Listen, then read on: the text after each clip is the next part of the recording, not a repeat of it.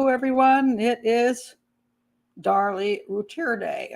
Okay. All right. Before I start, just to make sure, I did something different today. I turned off the big, huge light I have up there to try to kill reflections in my glasses. So now I just want to know, can you actually see me? Oh, you can actually see me. Do I look like I'm here and not in a dark cave? Because I can't tell what the camera sees. So until later when I look at the video. So does it look normal? Look normal, and you say you can hear me, so that's grand. I'm going to try this today just to try to kill the reflections, which really drive me nuts, and I'm sure drive other people nuts too. Okay, so oh my gosh, we got so many people here, and I'm going to make a statement before I start this show. I look fine. Okay. Good enough then. All right. I'm going to make a statement. I put it up on the front of this on the chat screen here, but I'm going to reiterate it for everybody. Welcome, everyone. Please remember, this is an educational channel. If you are not actually here to listen to my show, but only here to proclaim Darlie's guilt or Darlie's innocence, this is not the place to be. Feel free to make your case on your own channel or Facebook page. There are a lot of people who come to my channel when they see what I'm talking about to then spout whatever they believe. They don't care what I say. They just want to, maybe they're part of the Darlie Innocence group, or maybe the Darlie I Hate Darlie group, whatever it is. And I just recently had this happen with Amanda Knox. I knew when I did that show, which a lot of people won't touch, that I should need a bulletproof vest. And I actually didn't please either side, apparently. So I lost like 30 to 40 subscribers. And this is a sad thing about our society now. And I want to point this out because I am an educational channel. And if you misunderstand that, you're in the wrong place. I know that if I were just a channel that kind of like, wow, this person's guilty, this person's innocent, let's fight. I'd get a lot more subscribers on one side or the other. But this is an educational channel. And the problem we're having today is the inability of people to learn from somebody without necessarily having to agree with everything they say. I am going to talk a bit about what Dr. Grande has to say about the Darlie Routier case today. I have some disagreements with what he has to say, and I have some agreements. Guess what? Regardless, I still am subscribed to his channel. Do you know why? Because I think he has some valuable things to talk about. And I learn from him, and I hope other people do too, even if you don't always agree. Same thing for other channels. I talk about Peter Hyatt a lot, and I like a lot of the things he has to say, but sometimes I've disagreed. And Unsolved No More, I'm going to blank his name. Oh my God. Anyway, Kenneth Maines. I love his channel. You know, he disagrees with me on one case really big. I didn't just say, well, then heck with you. Unsubscribe. I'm never going to listen to you again. Why should I do that? I learned from Kenneth Maines, and I'm an expert in this field. You know, I am a criminal profiler, and yet I still have things to learn from Dr. Grande, from Kenneth Maines, from Peter Hyatt, and from many, many other people who I don't necessarily always agree with. And this just drives me crazy with our society today, that we're unable to have interesting discussions and not have to hate people. And I've pointed this out before, but I'll point it out again because I am in the field of criminal profiling. This is a book, Criminal Profiling, by a man by the name of Brent Turvey. He is an independent criminal profiler. Brent Turvey and I did not have a good history early on. He said some things about me to the press which were too good. Okay, but guess what? I continue to recommend his book to everyone. And when I do my profiling school, I will continue to recommend his book. You know why? Because his book is very good. I don't have to agree with Brent Turvey on everything. I think he wrote a sensationally good book. He is one of the leaders of deductive criminal profiling. And thank God for him, because he's done a lot for the field. That we have some issues is not something that makes me say, don't listen to this guy. As a matter of fact, he does have a channel, doesn't have a lot on it, but also worth listening to. So don't keep canceling people, because it's really annoying. And while I'm on that, I will do then, therefore. I will do the needful here, and I will just say before I start the rest of the show, I am getting canceled a lot by YouTube because I keep demonetizing my videos. They demonetized the Amanda Knox video. I don't know why, because I do not show crime scene photos. I don't know what the issue is, but it's very weird. But anyway, you can support the channel. In the middle, I always do that wrong. In the middle is subscribe. Look, you want to keep learning, subscribe. Subscribe because it doesn't cost you anything, and it does help YouTube. I said Amazon. YouTube see that my channel is worth something, and it helps promote the channel. So it doesn't cost you a penny. Over here we have Patreon. People keep saying, why don't I get to do those live shows in the middle of the week, the hangouts? Well, it's because you do have to join Patreon for that. I added a level of Patreon. We have $1, $3, and $7. Even if you can support with $1 a month, oh my God, you don't know what that means when you've been demonetized. And you can always buy one of my books, Only the Truth, lovely story, $2.99, supports the channel. Okay, that's over with. Let's get back to the issues. All right, I'm going to stop just 1 second to look at any comments that have come up, because I just want to try to stop people from being, as I say, unable to listen to what I'm talking about. So all I'm asking is, if you're interested in learning something, whether you agree with me in the end or not, stay around. If you're just here to rah one on the other side, this is not the place to be. Thank you, Michelle. I agree. It's important to listen to all perspectives. It is. I mean, if we cannot have rational discussions, it's really sad. I mean, it honestly is really sad. So anyway, I'm going to talk about this case, and I'm going to talk about some issues about investigation and profiling in general, because this is what throws people off so badly. First of all, I want to point out that none of us are psychics.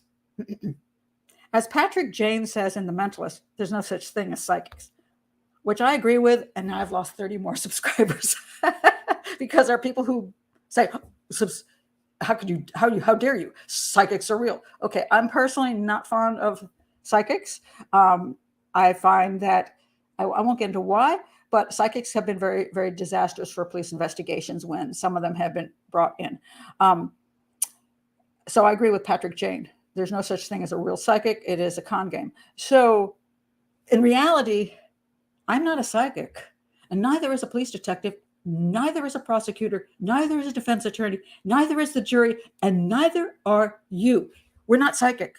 And the problem with this whole thing is that when you have a crime scene, you have pieces of a puzzle, and you try to gather up all those pieces of a puzzle, and you try to make sense of it. But because we're not psychics, we actually do not know everything. We have to accept that there's some things we just cannot explain, just the way it goes. Okay, so after I did Amanda Knox, I realized a really interesting thing about crime scenes. In the Amanda Knox case, there are people who look at the crime scene of Amanda Knox, and, for example, there is one piece of evidence which is really confusing, which is the DNA evidence on the broad clasp of Meredith Kircher, which is supposedly left by Raffaele Solicito.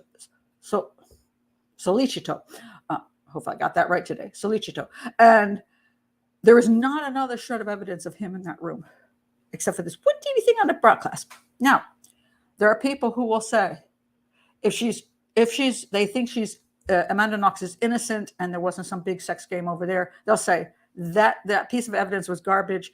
We don't trust the DNA people. We don't trust how they collected evidence. We think it was contaminated, blah, blah, blah. There's absolutely zero. That outside of that teeny little thing is ridiculous. There's no evidence of them being there. On the other side, those who think she's guilty will say that little teeny piece of evidence is absolutely proof that something else happened, and Rudy Guide, forgot how to pronounce his name, is guilty and the only one involved in the crime. Now, if you're confused about what I'm talking about, I just almost knocked over my drink. Go to my video on Amanda Knox and look through it all. But the reason I'm pointing this out is that some people who say one thing about the Amanda Knox case will then come to this case and say the exact opposite. And you're like, wait a minute. If you said that was true for this case, why isn't it true for that case? And it's because they're supporting different people. So what's good for this case is, oh, well, it's completely different for here, even though it's exactly the same thing. And this is the problem. We're going with emotions and gut, and we're not going with actual evidence and the totality of it. So I'm going to go into all of that. So the problem is it's always a puzzle, and we actually do not know everything. And there are anomalies which we cannot explain, or there are things that people do, motives that we cannot explain. For example, in the Knox case, it was said that, both Amanda and Raffaele turned off their phones at the same time early in the evening. Why did they do that if they weren't planning to go over and kill off Meredith Kercher? I don't know. I'm not a psychic. I do not know. Maybe they turned them off because they wanted the outside world away while they smoked some weed and had sex. I don't know. Maybe they were going to go out and get drugs. I don't know. But it doesn't prove that they went over to commit a sexual homicide. Because if you actually look at that situation, you have to say, well, they didn't actually know when Meredith Kercher was going to come home.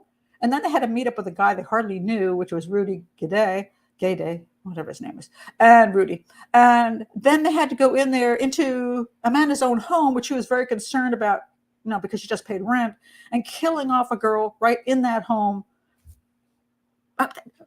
Does that make a lot of sense? Not exactly. Doesn't make exactly a lot of sense.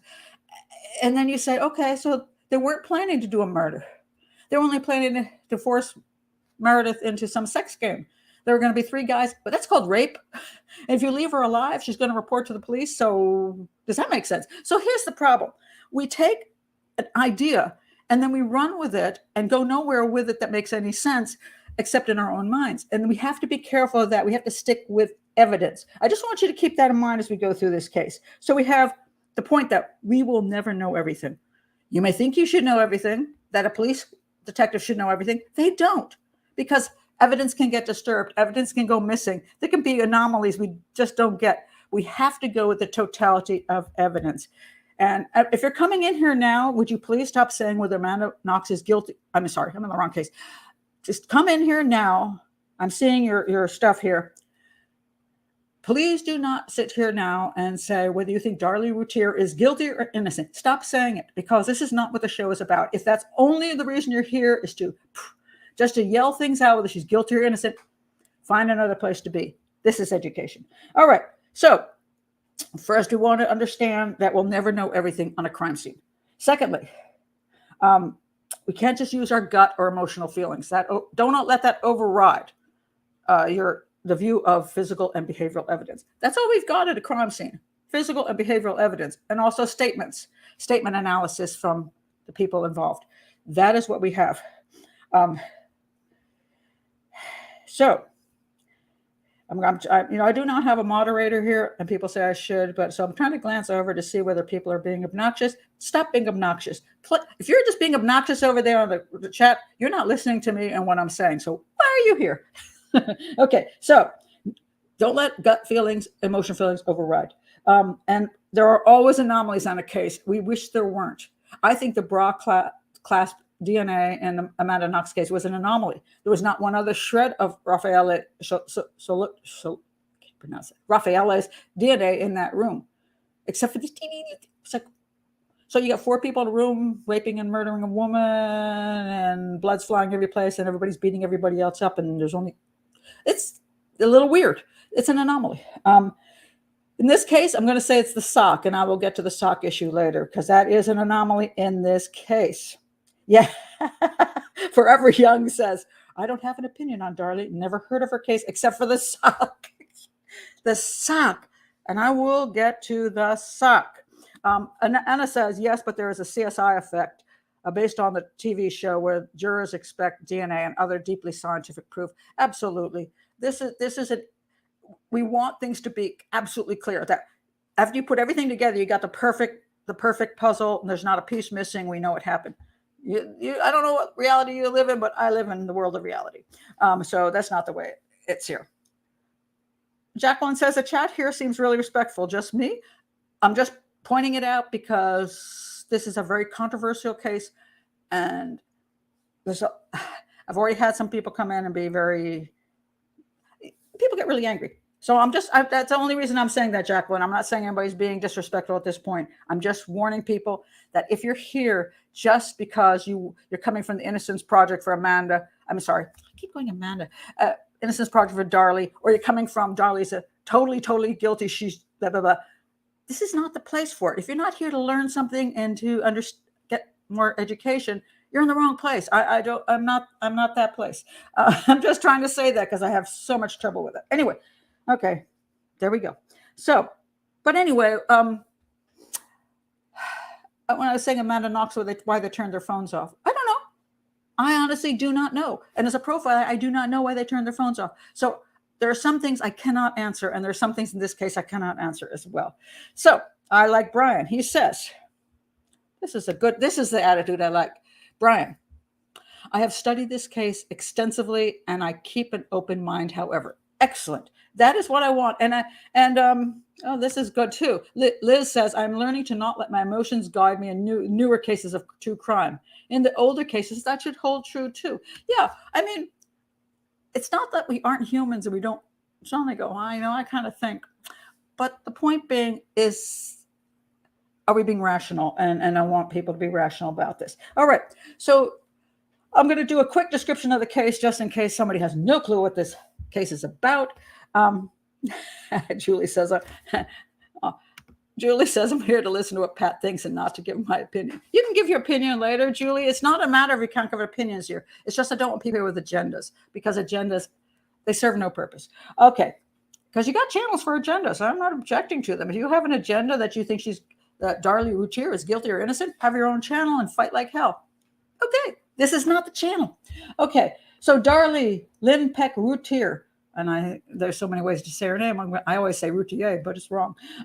She was born in 1970. She is an American woman from Rowlett, Texas, who was convicted and sentenced to death for the murder of her 5-year-old son, Damon, in 1996. She has also been charged with capital murder in the death of her 6-year-old son, Devon, who was murdered at the same time as Damon. To date, Routier has not specifically been tried for Devon's murder. And the reason they did that was just in case one of them didn't, the first trial didn't work out well, they could go after her on the second trial. That's why they did that. It was a prosecution move. Not that they didn't. The prosecution believes she killed both children. This is a prosecution's case. She killed both of her sons, but they were only going to do one at a time. Damon and Devon were stabbed to death with a large kitchen knife in Routier's home, while Routier sustained knife wounds to her throat and arm. Routier told authorities that the crime was perpetrated by an unidentified intruder. During the trial, the prosecution argued that Routier's injuries were self-inflicted, that the crime scene had been staged, and that she murdered her sons because of the family's financial difficulties. The defense argued that there was no reason Routier would have killed her children. This is the motive issue. Guess what, folks? A lot of times you have no clue what the freaking motive is. We just don't, because we're not inside somebody else's mind.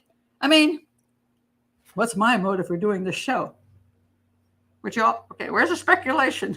What's my motive for doing the show? Is it because Pat Brown wants to prove she's brilliant? Because Pat Brown wants to educate? Because Pat Brown wants to make money? Have at it. Okay. Let's see. They said there was not a motive or a confession or any witnesses. And then in February of 1997, the jury found Routier guilty of the murder of Damon and sentenced her to death by lethal injection. 2 appeals filed by Routier, who maintains her innocence, based on allegations of irregularities during the trial, were denied. But new DNA tests were ordered multiple times after technology had advanced. As of 2021, the results of those tests are still pending. I don't quite understand that myself. Christina and Julia say education, and Martin says education. Oh my God, you're so deluded. No, I'm just kidding. Yes, I'm going to tell you it's education, but if you put me on a polygraph, would I pass? So, and also just to point out here, people have multiple motives that we do, and people forget about that. People have multiple motives. And so they may have one motive, but they may also have another and another. They may have 3 or 4 motives at the same time. So we have to be very careful of motives, and because we can't get, as much as people say, "Oh, I got inside the head of that." No, you didn't. You're not a psychic, and there's no such thing as psychics. So Oh, that's very sweet. Liz says, I like that you cut to the chase. Tired of channels that stay on for hours and hours and weeks and months on one case. Thank you very much. Although people say I just ramble here. So, but thank you. Oh, this is true, by the way. Julia says, and to have control over her teaching. I will say, I can prove it or not. Jacqueline says, Pat, you do look like a headmistress. Do you know why, Julia, I look like a headmistress? It's because when I used to do television, man, I had hairstylists and makeup artists and great lighting, and I'm so screwed here in my house. And when I realized I was screwed because I have no talent with makeup or hair, I said, I'm done. I'm going to put. Okay, I could do, but I'm like, okay, I'm done. I can't do myself. So I'm just going to put my hair back and my glasses on and say, the hell with it. So anyway, okay. So let me go. Okay. So anyway, that's it.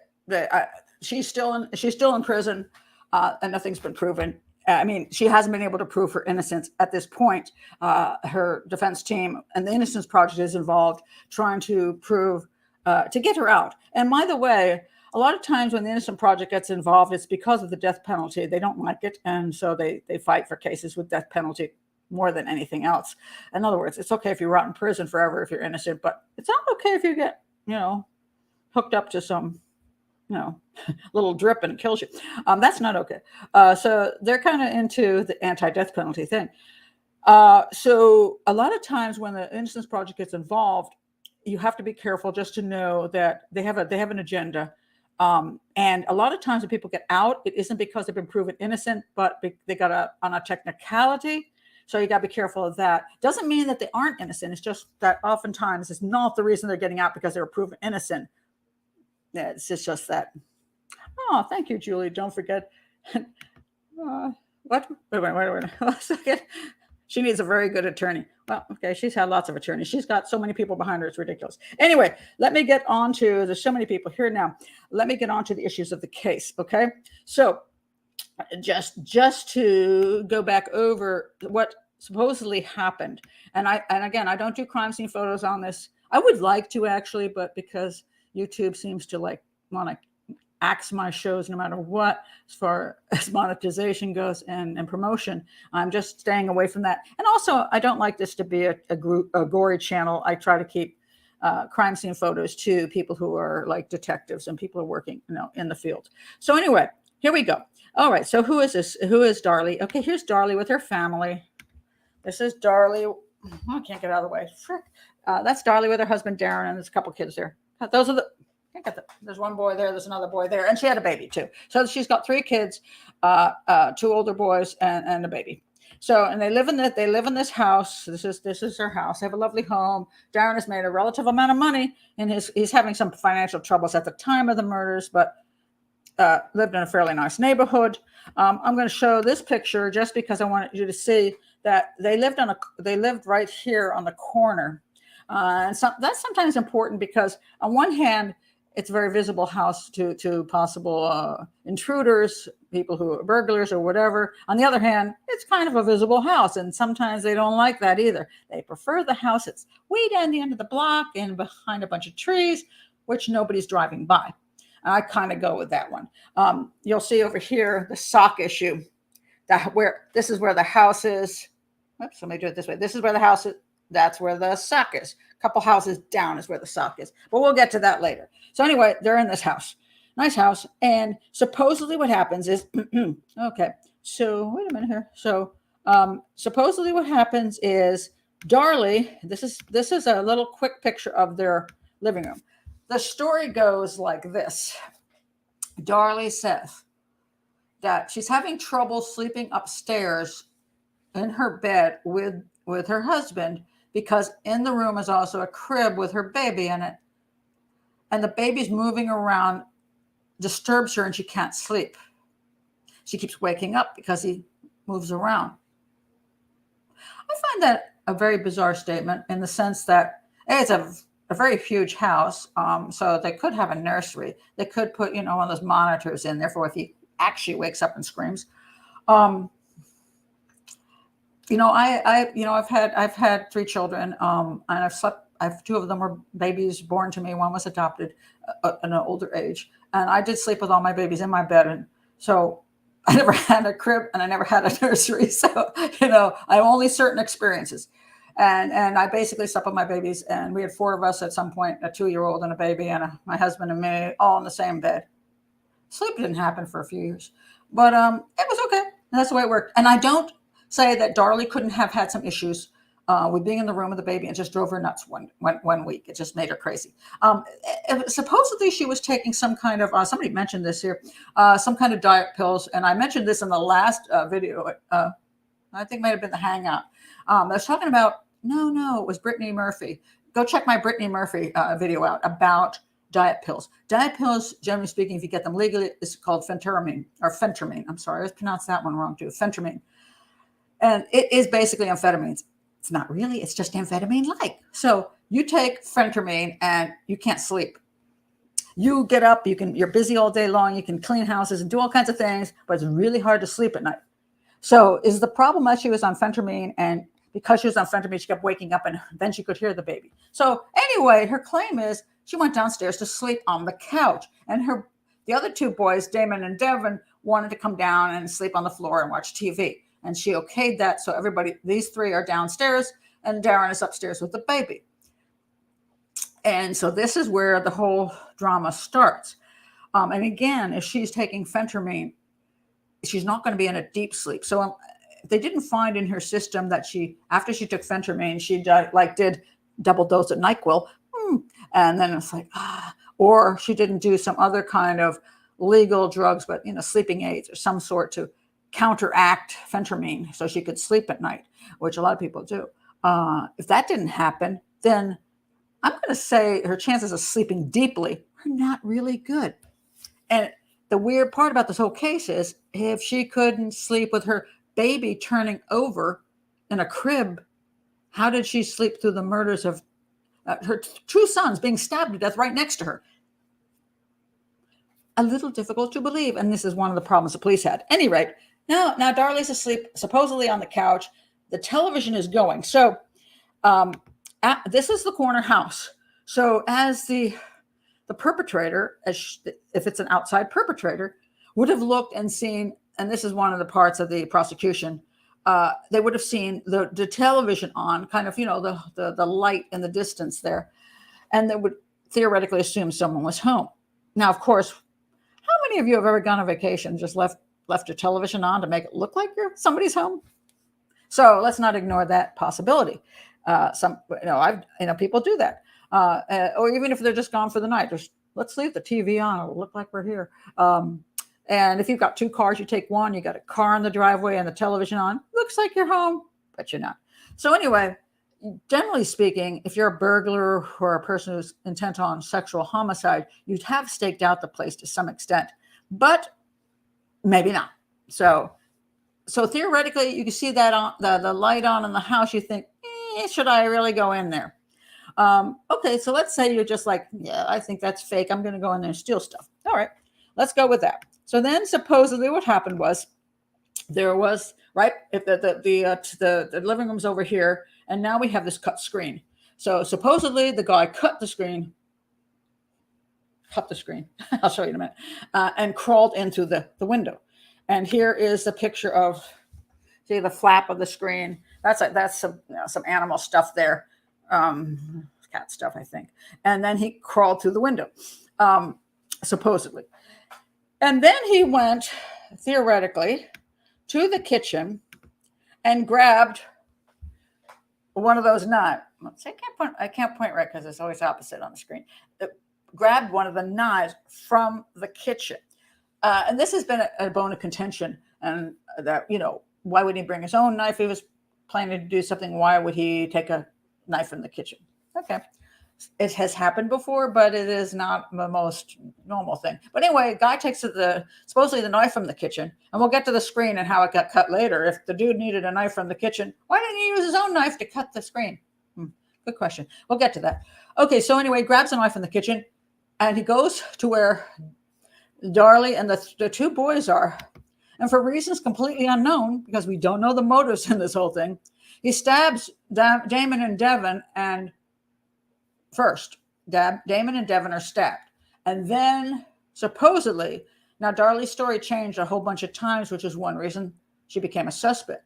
Her original story was basically that she woke up, her son like bumped her shoulder, and she woke up and saw at the end of the couch the intruder standing there, and then he left, and she followed him out. She didn't know at that point she had her. Wait a minute. Yeah, let me see if I got this one.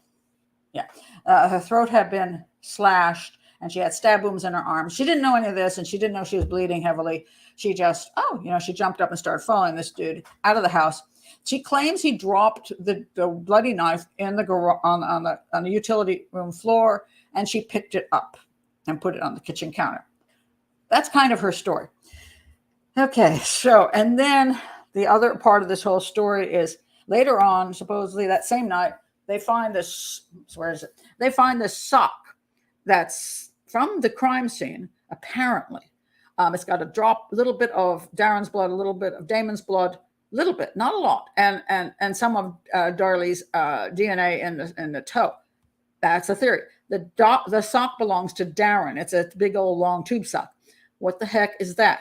And the location of the sock, let me try to get that straight to you. We saw this before. This is there's the house, there's the sock, and how far is it? Different people have different opinions of how far away that sock is. Let's see if I can find what in the world? I tell you. Oh, here we are. Thought I was losing my mind. I've lost things again. Okay, so this over here is the Routier's fence in the backyard. That's the sock. It's about 2 houses down. It's not as far as the defense would like you to believe it is, but it is it's down an alley. Here's another viewpoint of that. That's the house right there. That's the sock over here. Okay, so that's the basics of it. Okay. Now, having said the basics of it, let me point out the one other big point in this whole case, and because I'm going to go over Dr. Grande's viewpoints, and I really want to do this not because I am not unsubscribed to Dr. Grande, and I like some of his thoughts. Some I agree with, some I disagree, but I want to go through them to help you understand investigations and the way things work. And so I will go through them in a minute, and then I will tell you what I think happened in this crime. So hang in. So anyway, after Darlie went to the hospital and got fixed up for her injuries, then they had this memorial for the boys. They buried them in the same grave, I believe. They had a sad memorial service, supposedly, and then they had the media was there at this point, and this became the silly string video that the jury watched over and over and over again because it was so bizarre to them and made them think something's not right here. So Darlie, at this point, started doing silly string, and she was chewing gum, and she was laughing, and people went, "That's creepy. That's not normal for a mother who's just lost her 2 sons to a horrific thing." And other people say, "Hey, look, everybody grieves differently." And Darlie herself says, "Look, I just wanted to celebrate this one moment, pretend basically that my sons were, they were here and this was their birthday party. And I just wanted to do that."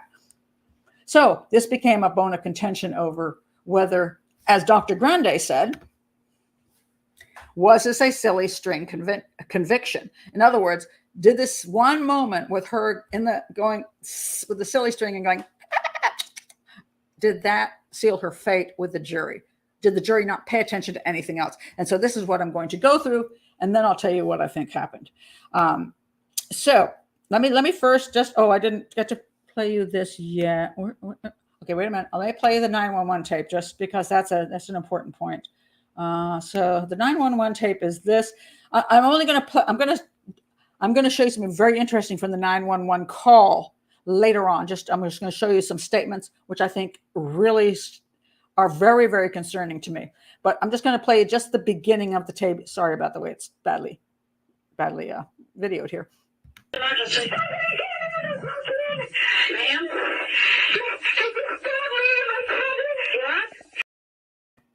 Okay, The reason this is an interesting statement, and it's been a lot of times, this has been a real focus of whether she's guilty or not, is that the first thing she says is, somebody came in, broke in. The concept is the first thing you say in a 911 call is the most important thing you want them to know. And then the second thing, and then the third thing. So the most important thing it appears that she wants people to know is somebody broke in. Then the second most important thing to her is,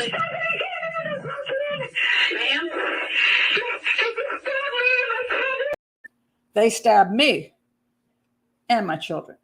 Because if the intruder stabbed me, that means I didn't do anything. And then they stabbed the children. So this was a concerning part of a 911 call. That it seemed to be the most important thing for her was that you recognize that there was an intruder, that you recognize that the intruder stabbed her so she couldn't be involved with the actual crime, and that then the children were stabbed.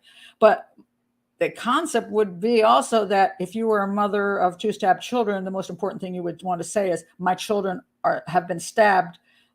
Please get emergency help over. And then you might bring all those other things in.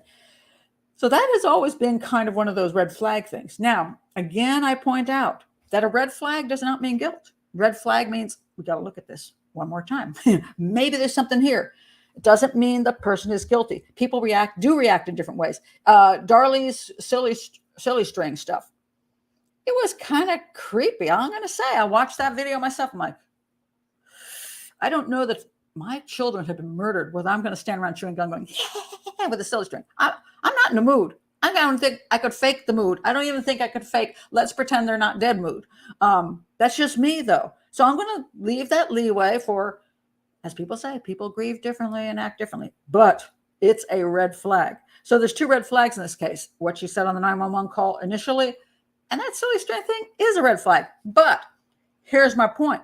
You got to be careful. You got to focus on also, not along with behavioral evidence, which those 2 things are, you also have to focus on physical evidence. And what is the physical evidence of this particular case? Now, I want to point out, I'm going to start with Dr. Grande here, because this is why I think it's really interesting to learn from other people and see. I want you to see how I view what he says, and not that I think he's, quote, wrong, but I just think he has sometimes a differing opinion from me, and I want to bring those things out. So Dr. Grande starts out by saying, James Cron, he was the guy that came to the scene in the very beginning and looked around, and he was a police guy. He's a police crime analyst. And he says, called him a so-called crime analyst, crime scene consultant, because I think he was retired from the police at that time, so-called crime scene consultant. With 20 to 30 minutes after he arrived, he determined there was no intruder, and this shaped the investigation going forward. It really ruled out the prospect of finding a suspect other than Darlie or Darren. Okay, I have some issues with this. First of all, never call somebody a so-called anything. There are people who, sorry, Dr. Grande, have called you a so-called something too, because you call yourself a doctor, and you are not a doctor of psychiatry or psychology. You actually are, I think it's, I forgot what I'd have to look that up again. It's more of a community, okay, I'm going to have to look it up now, because now I'm drawing a blank. He is and there's nothing wrong with what he is, by the way. I just want to point that out. I don't think there's a dang thing wrong with what he is. Dr. Grande, let's see if I can find exactly what he is. He's, okay.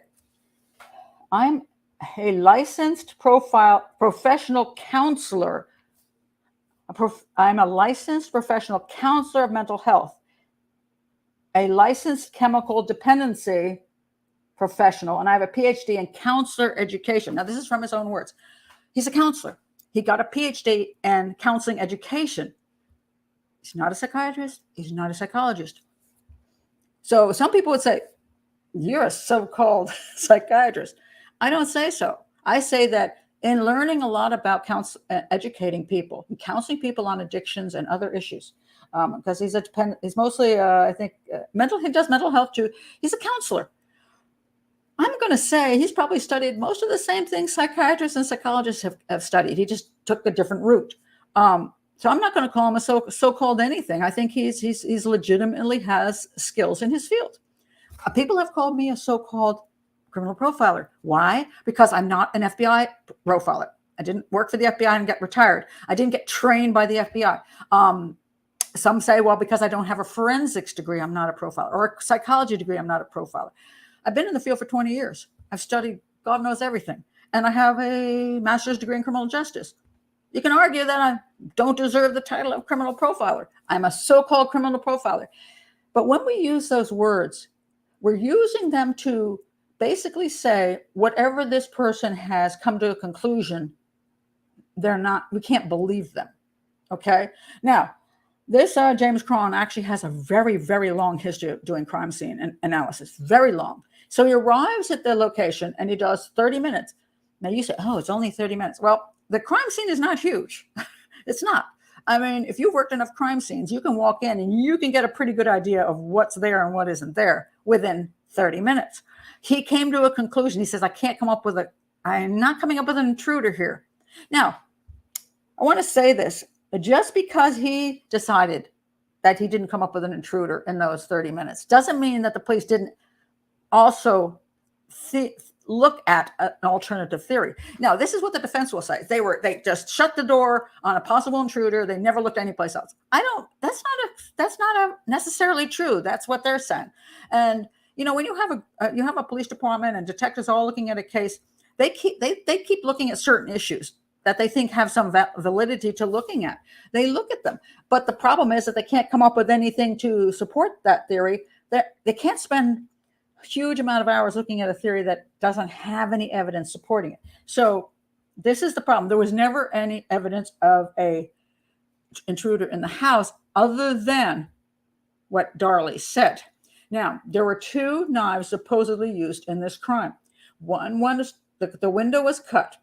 The window screen was cut, but when they did when they did analysis on the bread knife in the kitchen, it matched stuff from the screen. So now the defense came back and said, "Oh no, that actually was crime scene brushes or something," which actually was never proven to be true. So it appeared as the evidence did support that a bread knife from the kitchen was used to cut the screen, and the bread knife was put back. The second knife in the whole issue was the knife from the kitchen. It matched the knives from the kitchen. So the intruder would have literally had to come in and use a knife from the kitchen. So the intruder did not bring supposedly any weapons with him, although people could argue about the screen issue. The other argument about the screen issue was that they said that, if you look back at the picture of the screen, it is claimed by the defense that the dude could have, this is the screen. Yeah, that's the screen. That he could, the prosecution said there was still dust on that windowsill that hadn't been disturbed. And there was nothing outside that looked disturbed. There was anything outside that looked like any guy had walked through the backyard and out the back gate. They had no footprints inside that. They had no blood from the guy going out the window. So they're like, we don't have evidence. And the defense came up with this theory that, well, he could have still gotten through the window without disturbing the dust. And let me tell you how that works.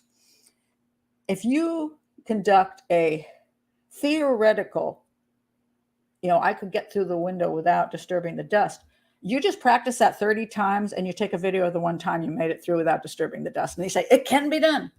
Well, it may be possible, but not probable. So when you're a detective on the case, you look at probable, not the rare instance of. And then you add that to the other information. So what the detective had trouble figuring out, or Mr. Cron had trouble figuring out with a crime scene analysis is, look, I don't see any disturbance in the backyard.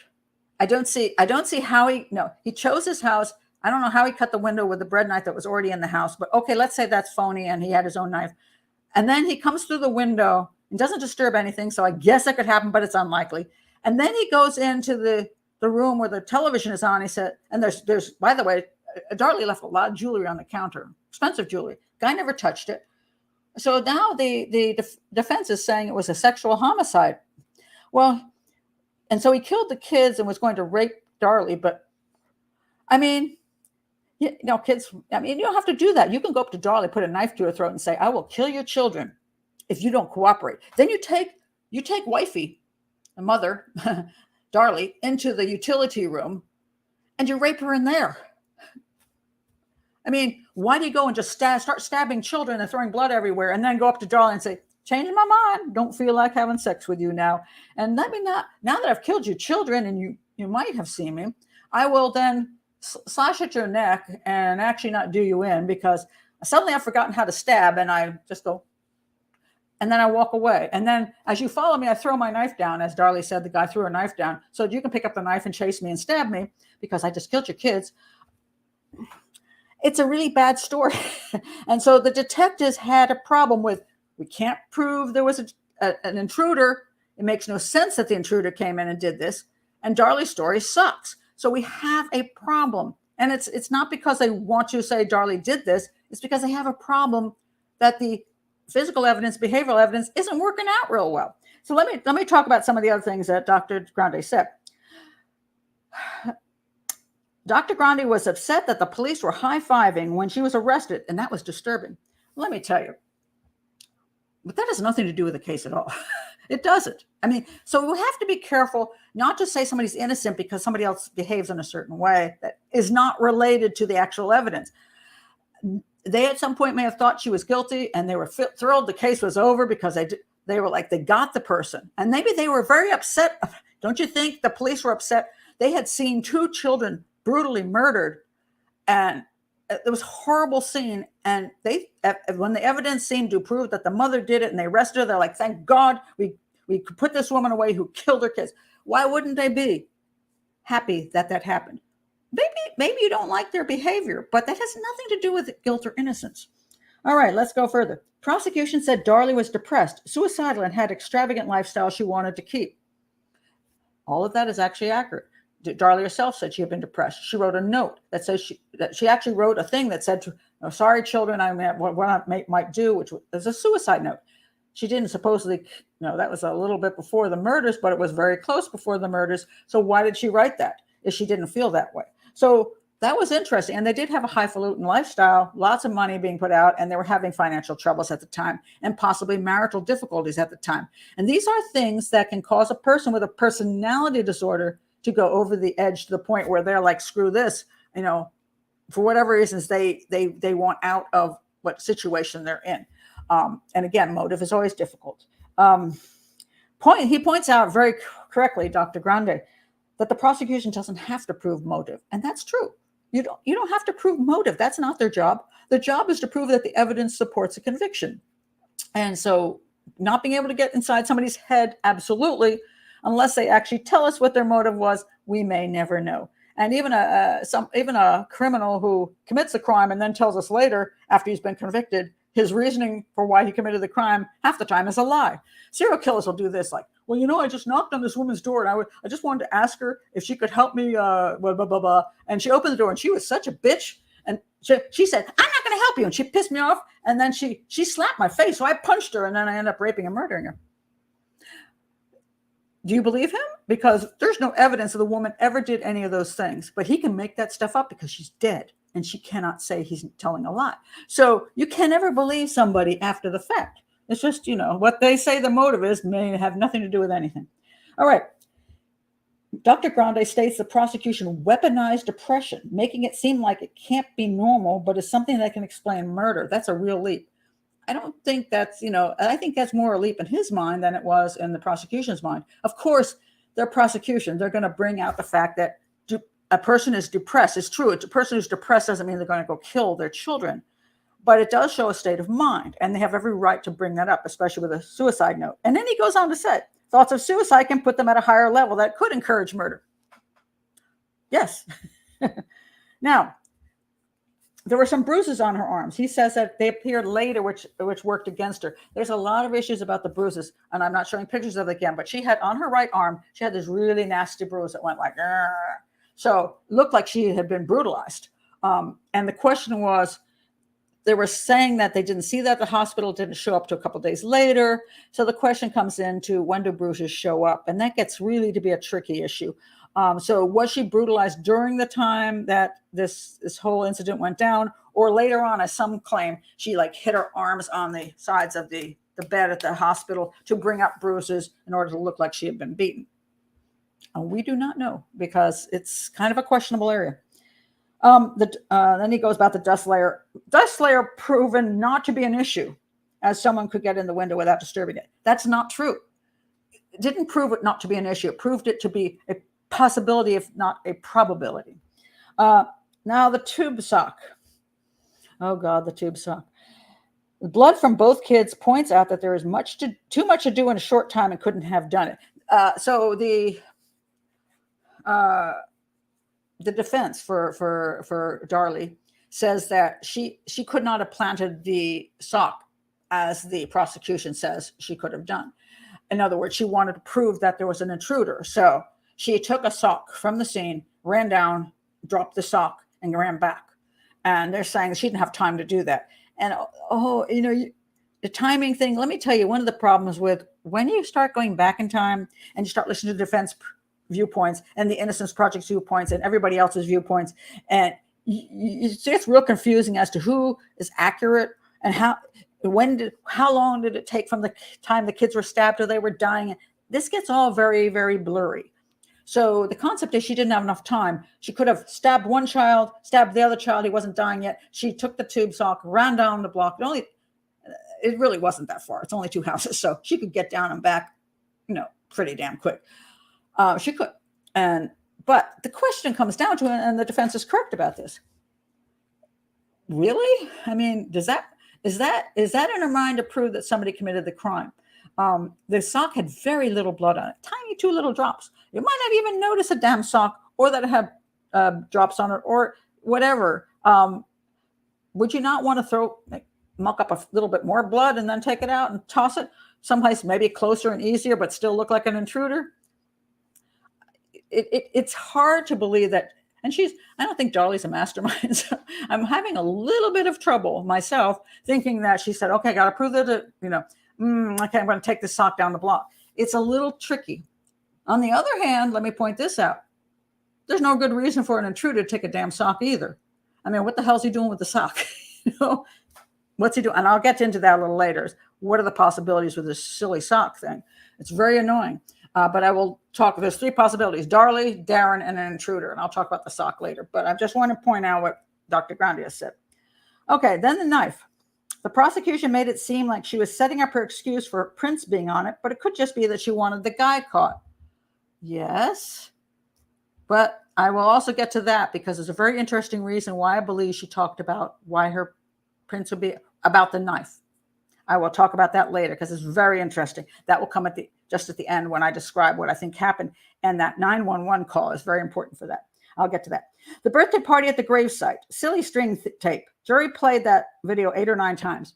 Yeah, they couldn't help it because it was freaky. And he thinks that this is what got her convicted. They just ignored everything else and convicted her on the silly string tape. And I don't believe that's true. And I think it's not fair to say that. It was obviously something that did have an effect. And again, we're talking about juries who can be very emotional, and they're not crime scene analysts. So that's why I'm against the jury system. But I can see why it was concerning to them, because they could not understand how she could behave that way. He said the lead prosecutor was disgusted by that silly string tape. And then Dr. Grande goes on to explain, has some weird explanation of how his choice of words and comments show that they're off, and that he also might have committed a felony unrelated to this case, which he was never convicted. Okay, what does that have to do with anything? That the lead prosecutor was disgusted by that tape. I'm going to say it didn't do well for me either.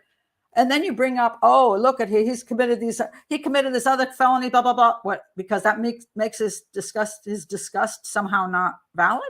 That doesn't make any sense. What he's done outside of this case really matters not at all. We're talking about evidence. Keep in mind, Dr. Grande is not a crime scene analyst. He is, what is he? Again, he's a professional counselor in mental health. He's not a crime scene analyst. So I give him a little leeway for that's not his forte. That's mine. And so I think maybe he's jumped over the line on trying to understand things that he actually is not actually proficient in. Then let's see. He says the bread knife matched the window screen. Defense said it was from a brush, but that was never proven. So he's saying in this case, maybe the prosecution's right. The sink and counter cleaned doesn't look good for Darlie. He's pointing out that it looked like there was some kind of cleaning going on, and no intruder would do that. So Dr. Grande is giving some weight to maybe Darlie did clean up the scene.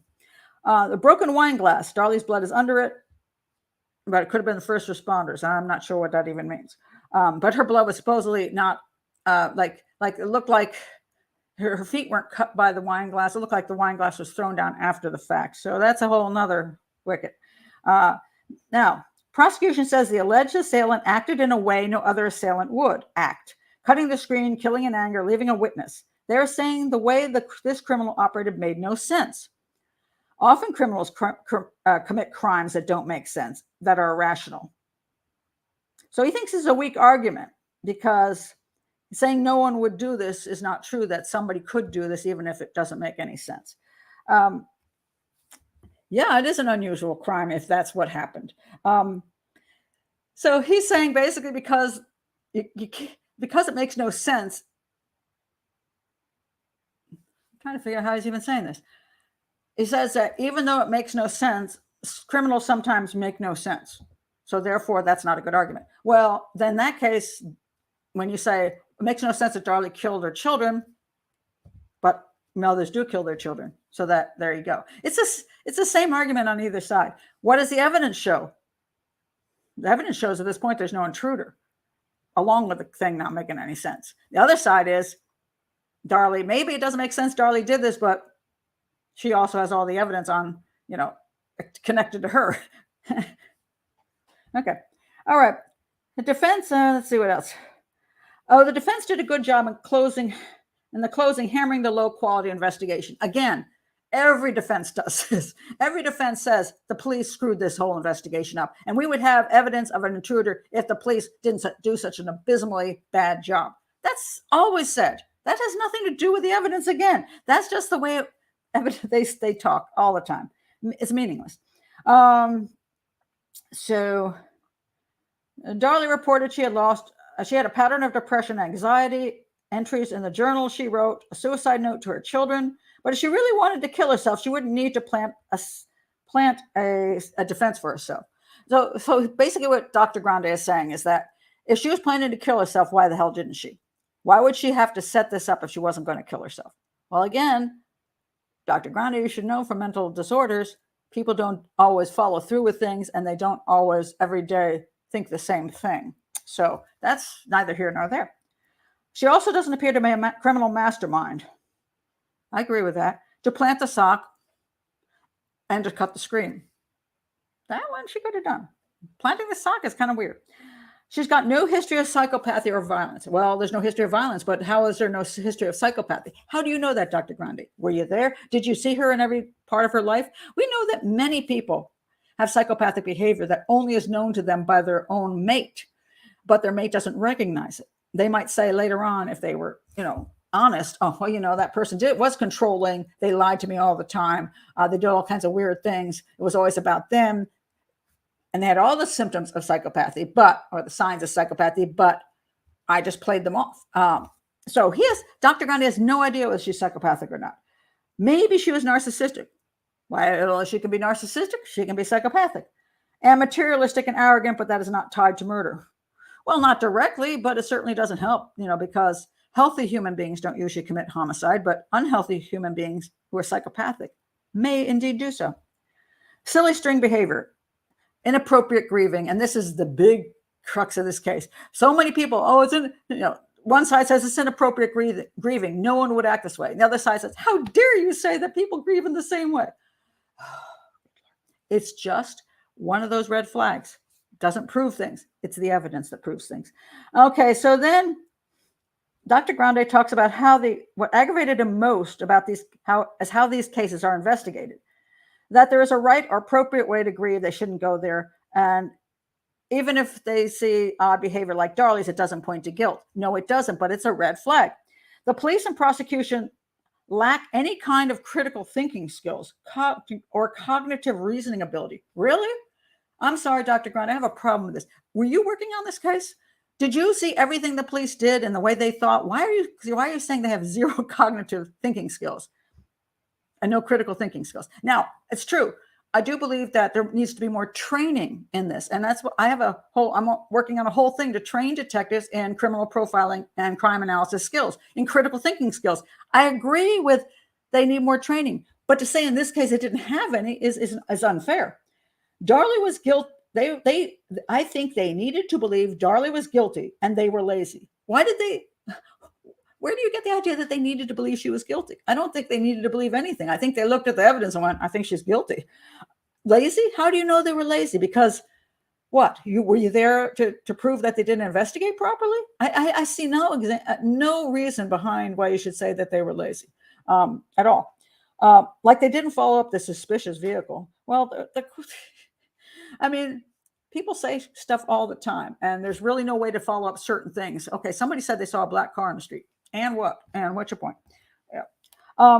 If they do that, they're reducing their chances of finding Darlie guilty. So they so wanted to be guilty, they're going to refuse to even look at anything else. And there's no proof that that's true. I mean, it's just no proof of it. At a certain point, if you believe that all the evidence points to one place, you do not spend all of your time running down every ridiculous lead in the book. And as a profiler, I've dealt with this so many times where the evidence is overwhelming in one direction and the person says, but couldn't it have been aliens? And I'm like, no, it really couldn't have been aliens. I'm not going to waste my time the next 300 hours worth of man hours looking for aliens because you think there's a 0.01% possibility there could be aliens involved. You don't do that. That's not the way you work a case. You have limited manpower. You got limited funds. You do what you got to do. And if all the evidence points here, you're not going to spend a lot of time over here. All right. He claims that the investigators were narcissistic. Not Darlie, but what? Because they celebrated the rest of Darlie. Oh, my God. We see that investigators were not proficient at conducting an investigation. We do not see that. I think there's a lot of confirmation bias. Confirmation bias is very important. We don't want to say, I don't like that person, therefore they did it, and therefore I'm going to make sure all the evidence attaches to them. That's confirmation bias. But it's not confirmation bias to look at the evidence and then say the evidence doesn't prove an intruder, therefore we're looking heavily at Darlie. That's not confirmation bias. We see a lot of flawed thinking, distorted thought. I don't see that. And then let's see. Oh, he says the investigators might have been influenced by the Susan Smith case. Yes, that's true. In a sense that the Susan Smith case was fairly new and it had been fairly recent. And this was one of those things that kind of proved women can kill their children. They can. And sometimes one of the problems investigators often had is actually that they can't believe women would kill their children. And finally, they had an example that they can. Could that have influenced their viewpoint? Yeah, I think so. I think that's kind of rational. Now, this is interesting. The standard is, he gets real upset about the jury. He's really upset about the jury. The standard, he's talking about in the criminal case as far as the jury finding her guilty. The standard is roughly 85 to 95% sure that, and he says there's no way they could have been that sure. Well, I'm sorry again. Are you in the minds of those 12 people that you don't know that they're that sure? How do you know they're not that sure? So then he goes on. With all my concerns about this case, I think it is more likely than not she is guilty. I'm like, what? What? Okay. So now you're saying that the evidence does point to her guilt. Okay. Like 55 to 60% saying she's guilty. Well, that's not even very good. It's like half and half. So, but why do you think there's even half? I don't understand your thinking process.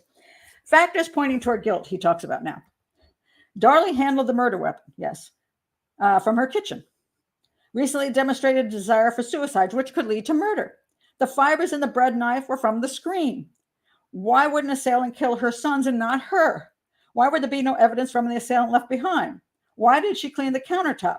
Why did her story change so many times? And why did she say she doesn't remember things she previously remembered? Dr. Grande, that's called 85 to 9. What was that? What was the number you wanted here? 85 to 95%.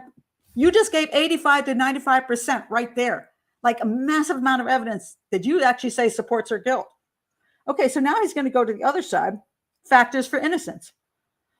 Incompetence of investigators. That has nothing to do with their innocence at all. That doesn't prove a damn thing. The crime, as she described, was consistent with an assailant who wanted to sexually assault her, that therefore he would keep her children and kill her children and keep her alive. I'm sorry, Dr. Grande, that is absolutely incorrect. As I pointed out, she's more likely to put a knife to her throat and tell her to come into the other room, and if she doesn't cooperate, he killed the children. So none of that is consistent with a guy who wants to rape anybody. I don't know where you came up with that, and it has absolutely no validity. A no good explanation for the sock being staged. Okay, I'm going to go with that one. No apparent motive. Again, we don't know motives. Why didn't she kill the baby? I don't know. Maybe she was tired of the two boys, had much more work, and her husband was taking care of the baby. I don't know. Darren was still alive. Why didn't she make sure he was dead? I don't know. That doesn't prove her innocence. It just proves that we don't understand certain things about her mentality. There's no confession. That doesn't prove her innocence either. Always maintained her innocence. Also doesn't prove her innocence. How many guys have been in prison, like serial killers, for their entire lives and say, I never did any of those crimes? So actually, he's presented actually no good evidence on the side of Darlie Routier. None. I'm like, so where do you get the 50-50 or just a little bit over? No, you actually have said 85 to 95% in your own explanation. So I find that just fascinating. So I don't know if he's just afraid of everybody coming after him, which they're going to come after me, because if he doesn't say that, he doesn't want to go too much one way or the other because he's going to lose all his subscribers.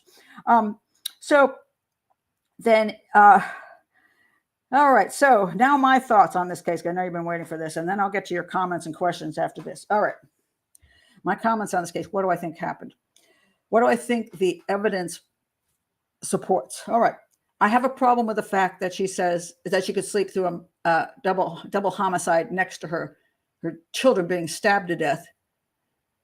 And having a guy, first of all, he's got to come into his house. He's got to go into the kitchen. He's got to pull a knife out of the area. Now, I'm not even getting into the bread knife that he'd got. That doesn't even make sense. That guy would have to use his own knife, let's say, to get into the thing and not touch the bread knife. Because obviously, if the bread knife were used, it's Darlie. There's no way around it, because somebody from inside the house would have had to cut the screen to make it look like an intruder. So let's assume the guy didn't, that's all phony stuff and there's no bread knife use. So the guy cuts the screen with his own knife. Then he comes in and says, this knife sucks. I'm going to use one of their knives. Okay. So he goes into the kitchen and he's walking through the house. He gets into the kitchen. He goes into the room. He sees the three of them lying there and he starts stabbing on the boys. She is able to sleep through him entering the house, cutting the screen, going into the kitchen and stabbing her boys, and then slashing her throat and walking away before she's aware of anything that's happening. And since she's not on medication that puts her to sleep and is more on medication that keeps her awake, I have trouble buying that story that she would sleep through all of that if she couldn't sleep through her son turning over in a crib. I have an issue with that. So her story, that's really makes no sense. I have a problem with her changing stories, that she said he was at the end of the bed and then he was on top of her. Another story says he was near her, and her story changes all the time and the truth does not change. So I have a problem with that. I have a problem with the 911 that she's more interested in proving that there's an intruder than she's interested in her children's survival. I have an issue with that. So let's see what else.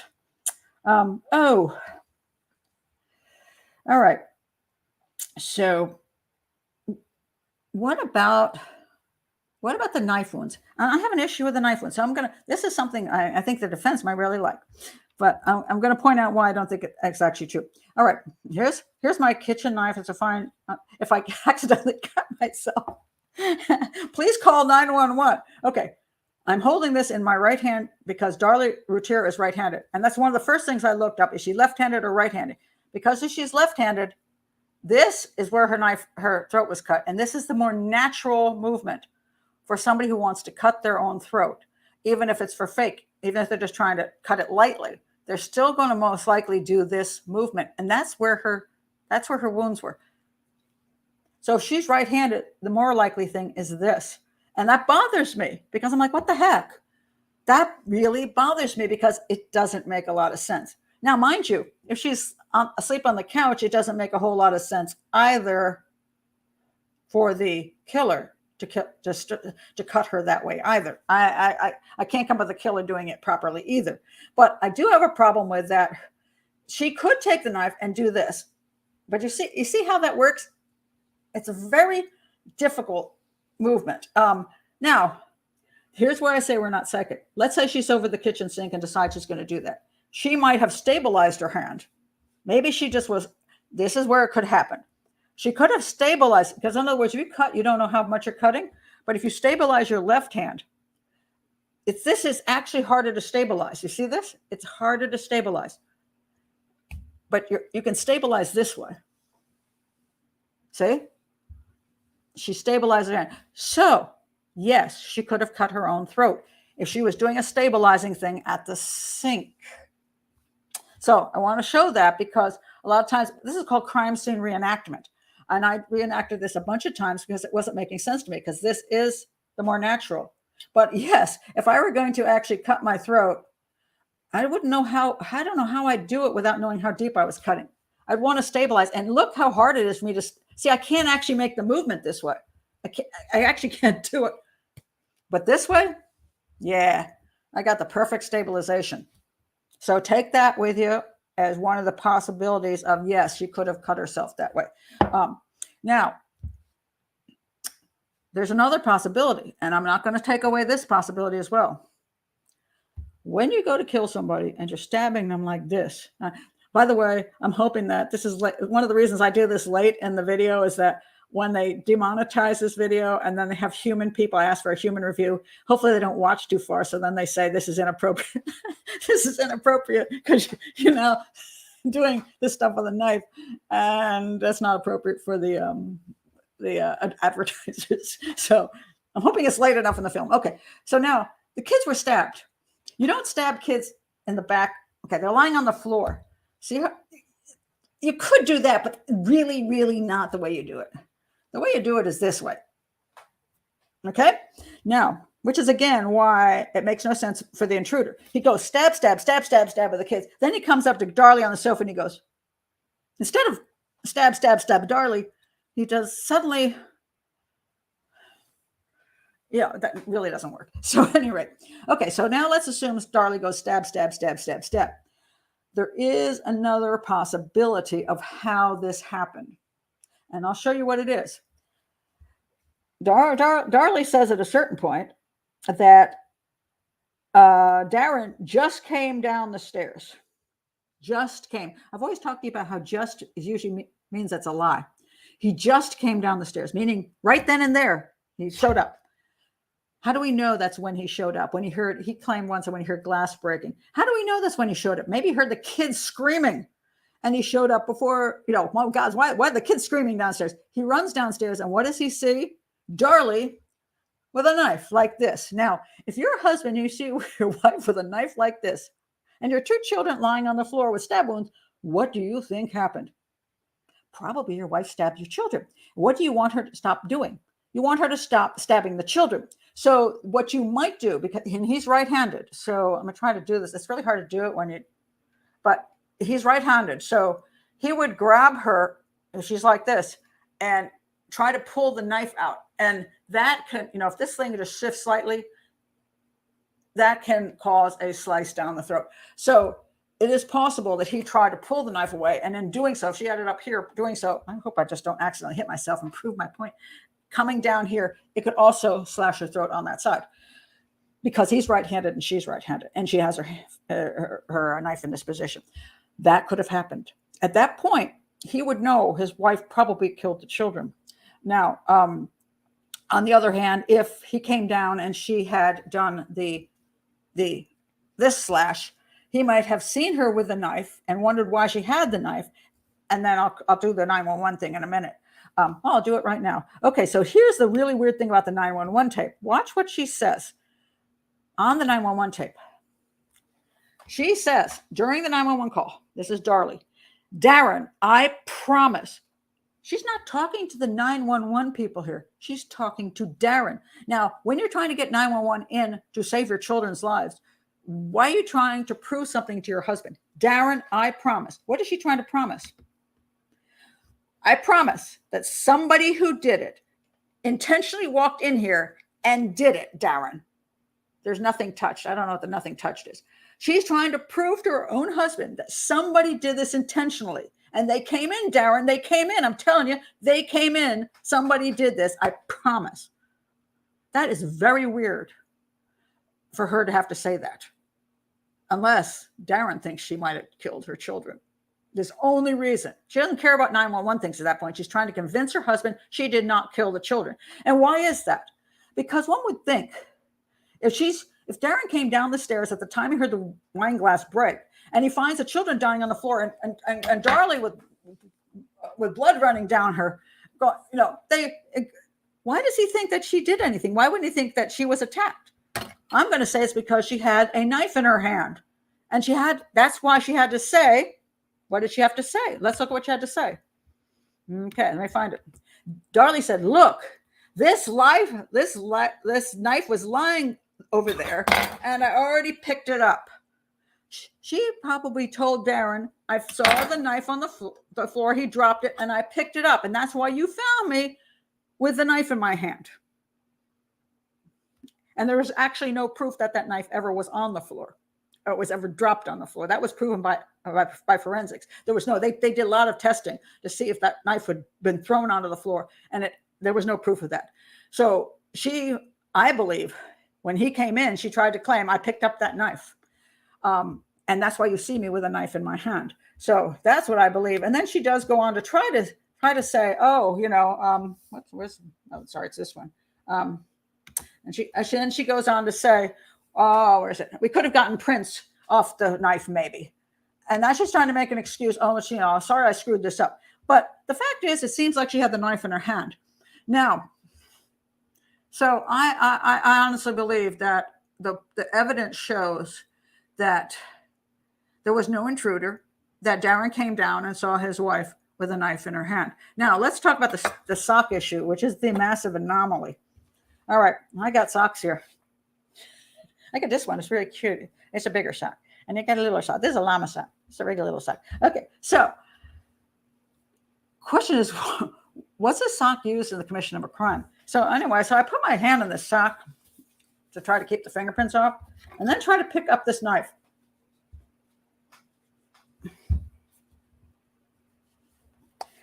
This is the most slippery crap I've ever dealt with. I would never, I can't even hardly hold on to the knife with a slippery sock. How am I going to try to hold on to this knife and stab people and my hand is losing contact with this? I'm having trouble. Could it be done? Yes. If you put your thumb right at the end, yeah, I think you can hold on to it. It's possible. Yeah, okay. You can do it. Okay, now I got it. If I got this like that. Okay, so you have to hold it properly like this. All right. So then the question comes down to, it's still a slippery deal, but you could do it. So did Darlie pick up a sock and put it in her hand and go ding, ding, ding, ding, ding, ding. And then at some point, so there's blood on the handle of this knife. So at what point was this taken off? That would be the question if this was used holding the knife. And that gets very confusing. It really does. And I have not yet come up with anything. I personally think I'm going to try this sock just to see what this sock is like. Because it was Darren's tube sock. So if I hold this, again, it's slippery unless I hold right at the top, and it can be done like this. Okay. So then, in theory, you get some of her DNA in here. You could get a couple splashes on here from the kids. All right. So now we have to say, okay, is it possible that when Darren came down, he actually saw his wife with a knife and the sock? In which case she might say, well, I wanted to pick up the knife, but I didn't want to get my fingerprints on it, so I put the sock on. I don't know what happened. This is the problem. We don't know what happened. And then why would okay, so if the killer comes in and borrows a sock from the ground, theoretically, yes, he could pick up the knife then, take it, stab everybody, drop the knife, not leave his fingerprints, and run out. This is true. And then when he gets further away, he could toss the thing down there. So this is the prosecution, the defense case. Some validity to that. I mean, you could say that's how he left zero evidence, is because he used the sock. But interesting enough, is Darlie's DNA is on the sock, but supposed abductors, I mean the killer's DNA is not on the sock in any way, shape, or form. So if the killer is putting his hand in here and doing things, you think some of his DNA would be here, but it's not. So there you have it. So you have lots of interesting issues here. Now, I think that Darlie's stories about how this all went down do not work. That's the problem. That she slept through everything. The bread knife cutting the screen doesn't make it look like somebody broke in. It looks like somebody did do a slice. Now the question is, how did the sock get out there? And again, as I pointed out, it is possible that the killer could have grabbed a sock and decided to use this, and you know, you would think you'd have gloves on, because you got your other hand. When you're stabbing people, it's hard to control your other hand to not get into the blood, not put fingerprints around. You think you'd want to have just a couple gloves. That'll save you the trouble of having to put on people's socks.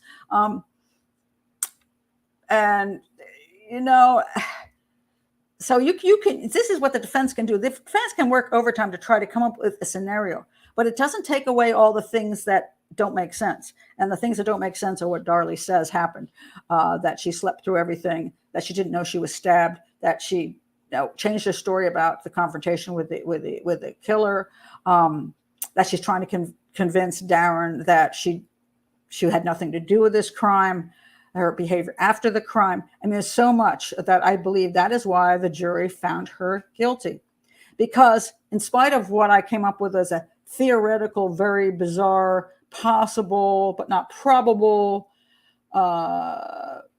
scenario, it doesn't seem to eliminate all the other evidence over there. So this is where I find it hard to come up with the more than 5%, that Dr. Grande is coming up with 40%.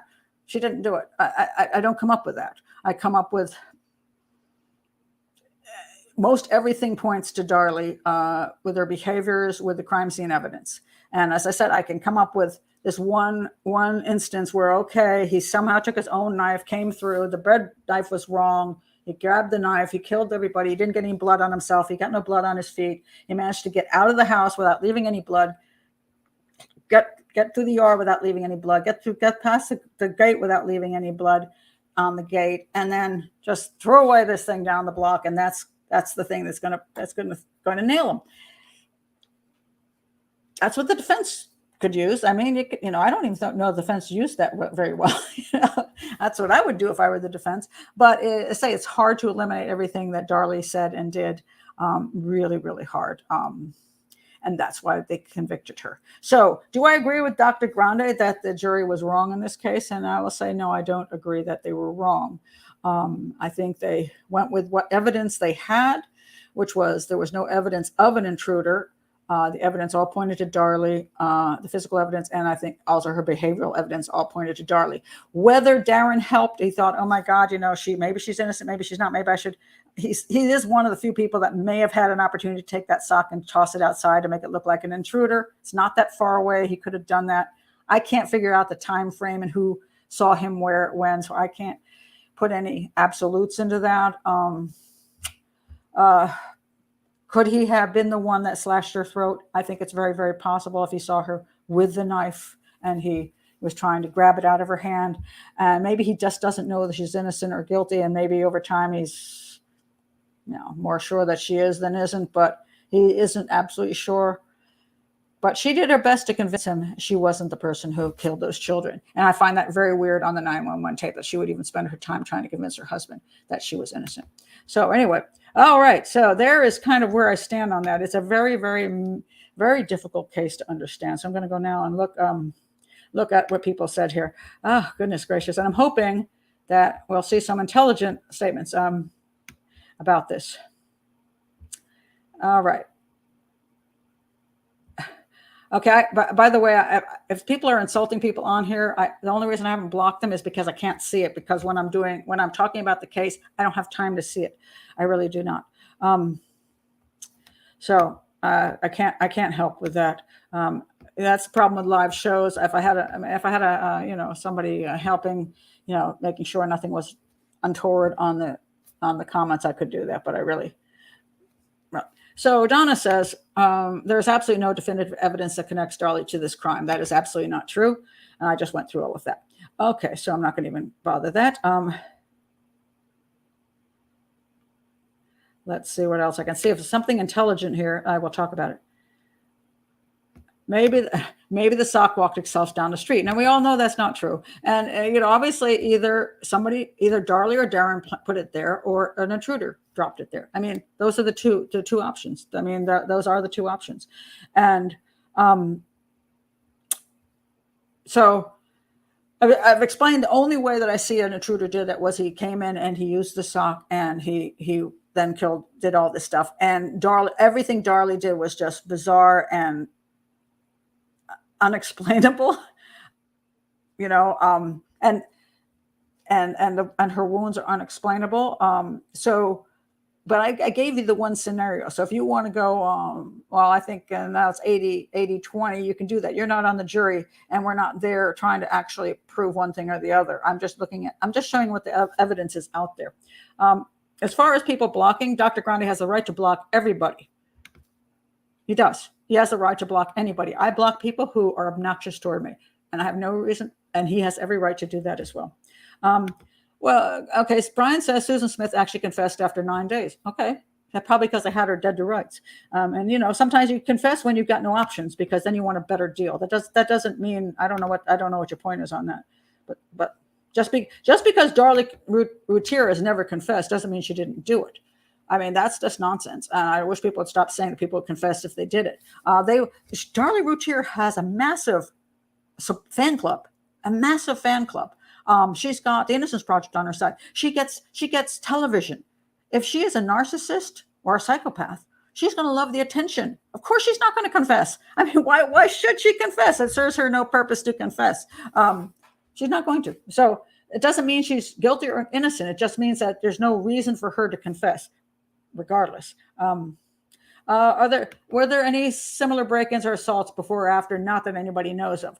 However, that is neither here nor there either. I mean, it can be useful, but it's not exact. It's not real evidence, because a serial killer can pick a new neighborhood because he happens to be coming through it one day, or for whatever reasons he's visiting somebody down the street, or he just moved in with his cousin's house who happens to be down the street. It could be. I mean, we don't know. So that's not truly meaningful. If we're talking about burglaries, this is a burglary gone wrong.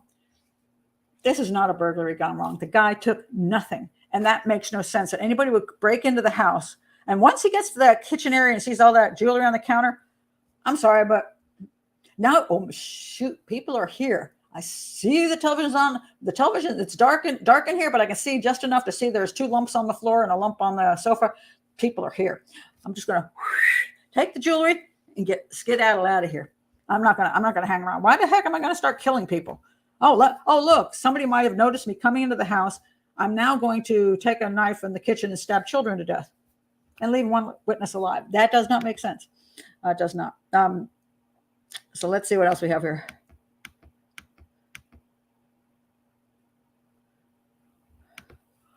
Okay, nobody inspects all their screens twice a day. That's true. The point is the killer could have cut the screen and then not used that window for any reason or no reason. Huh? Okay, I don't even understand that. Sorry.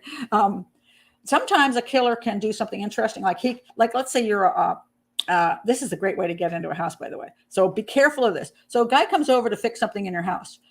Could be some guy fixing your toilet or whatever, especially the bathrooms. He comes in to fix your toilet.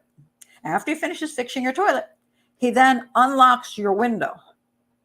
And you always believe all your ground floor windows are locked, but he unlocks your window. Then he leaves. Says, bye, see you later. And then a few days later, somebody breaks into your house and steals something or commits a sexual homicide. And they say, we don't understand how he got in the house. The house was locked down. Even the bathroom window, how would he get in there? It was locked. How do you know? You don't know. Maybe he unlocked it, and that's how exactly. Then he just got in later and relocked it, and you think he had no way into the house. So that can be a problem. Now, the problem here is the bread knife. Do you believe in science or you don't believe in science? So that's the question. If the bread knife actually cut that screen, then that killer did not come in from the outside. That's a fact. Now, if you want to disagree that the bread knife was used to cut the screen, that science was off, then you could say that. You could say that the killer used his own knife and cut the screen open. That's what you could say. And that's the only things you can truly say about that. Let's see. Christine says there's enough evidence for 10 trials and all points to Darlie. Well, there are some issues. I mean, there are always issues. And this is my point about anything. To prove something 100%, and that's where the reasonable doubt comes in. To prove something 100%, you'd have to have a video of the crime. And if you don't have a video of the crime, nothing is 100%. It comes down to the amount of evidence pointing in one direction, to the level that you have a hard time believing it's anything else. That's where it comes down to. Let's see what else we have here. People say, I don't think there's enough evidence to convict. Well, that, maybe you're with Dr. Grande on that.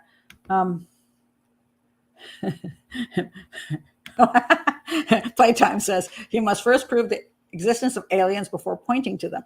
There are people who swear to God, though that's been proven already. Let's see.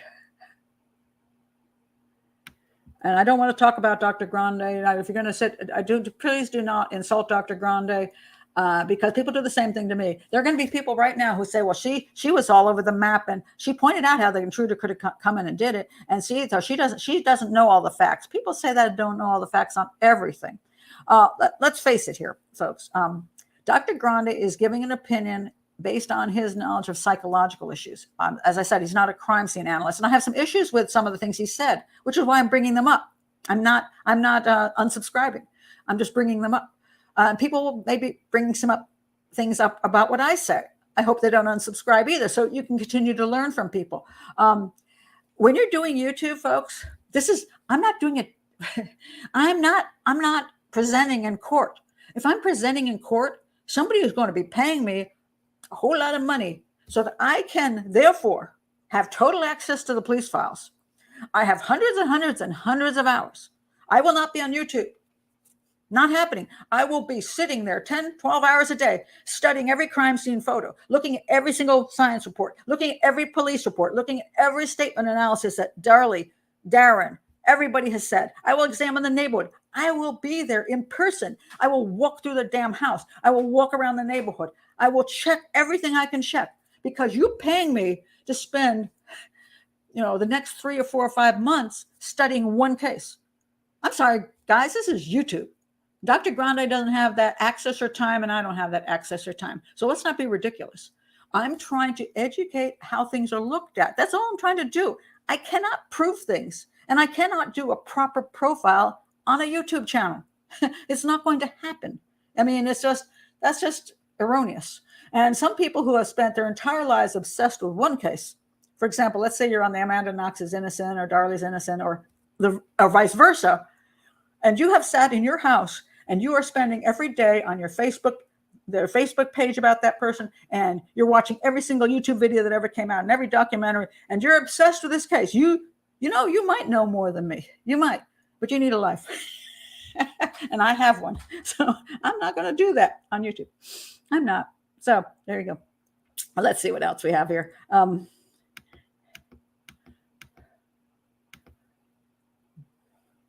What? Okay, I don't understand this comment here. It could have been cut any other way. People are using the screen as evidence. The killer had to have used the window, but therefore didn't. Therefore, it must be Darlie. You're ignoring the evidence of the bread knife was the one that had the evidence on the bread knife of cutting the window. That's the problem. The bread knife was supposedly the weapon that cut the window. So yeah, if the bread knife were not involved, I would say, yeah, that's meaningless. Somebody cut the window some other way and got in. But the fact is, there is a bread knife. You can say the science was wrong on that, and the defense will say that. But that's one of the issues that gets fought. That's what gets fought. So,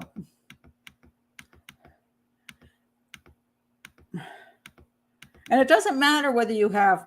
Please do not be rude here. Playtime, do not be rude. See, this upsets me, and I will block you off of here if you're going to be rude. Don't say anything negative about Dr. Grande or me. I don't want to block you off. Because it's just an unfair way to view people, and I don't like it. I don't like it at all. I don't think we need to cancel people and be nasty. because Dr. Grande may do a thing one day and say, Pat Brown said this, and I'm going to talk about my feelings on this. I don't have an objection. Dr. Grande is welcome to do that, because I'm not objecting to Dr. Grande. I'm just pointing out things that I find concerning, and I want to bring these up as a profiler. And I don't know why everybody has to be so negative. I just think that's, and Anna Lisette says this to some extent. Dr. Grande is entertainment. Take him with a grain of salt. Well, take me with a grain of salt either, because as I said, I didn't spend 500 hours analyzing this case. I didn't. I'm trying to point out interesting things to you. And that's why I pointed out the knife issues, because I do think it's fascinating that this is a possible way for her. She does this to be able to cut this direction. And that makes sense as she's at the sink doing it. And people have said, I don't understand, some people have said, I don't understand why, as a right-handed person, she wouldn't have done this. I'm trying to show you why this makes more sense to control the knife. That is, I think, a valuable piece of education. I'm not in the courtroom now. It's just a valuable piece of education. It also is possible that she had the knife like this, and her husband tried to pull the knife away, and it slashed her throat. He could have seen her with a knife.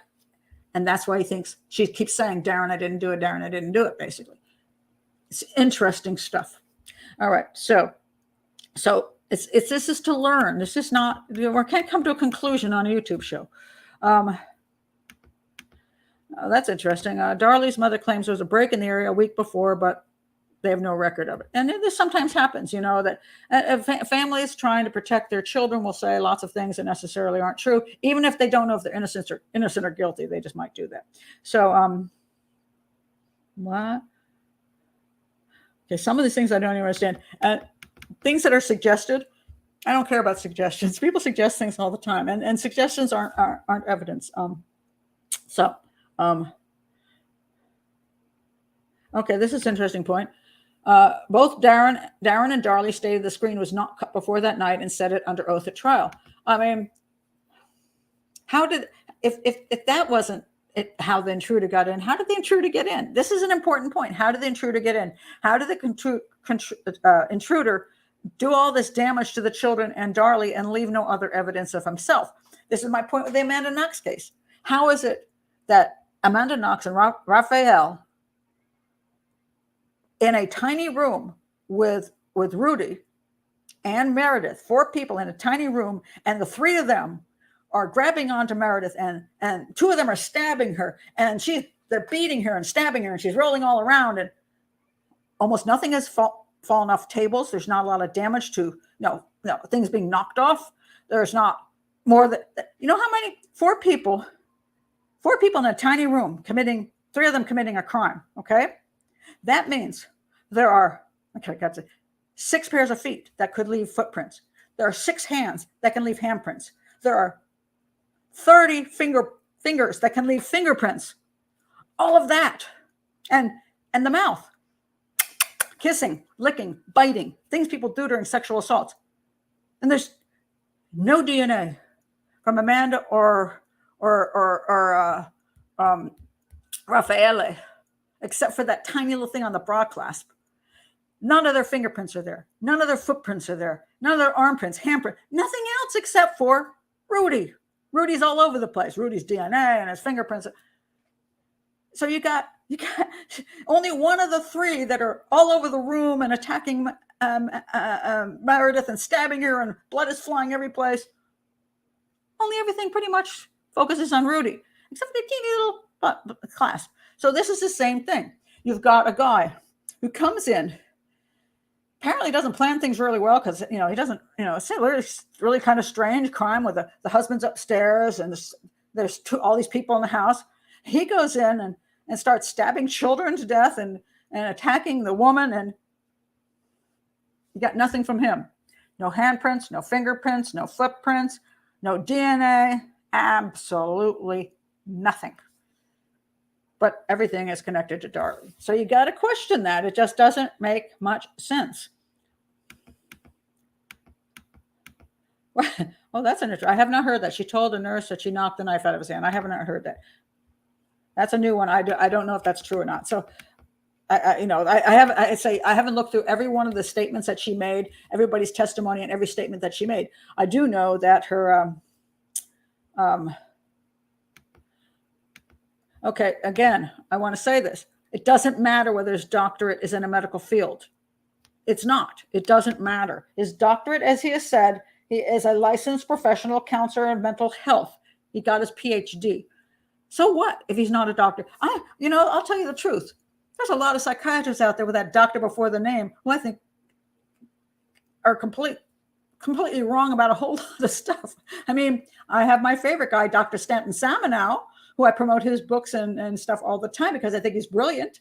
And I like the way he thinks. But there's a lot of psychiatrists out there with doctors before the name. I'm like, holy God, what the heck are you even talking about? So that alone doesn't mean anything. So I just wish people would stop doing the credential routine because it's just a lot of times is meaningless. Let's see what else we have.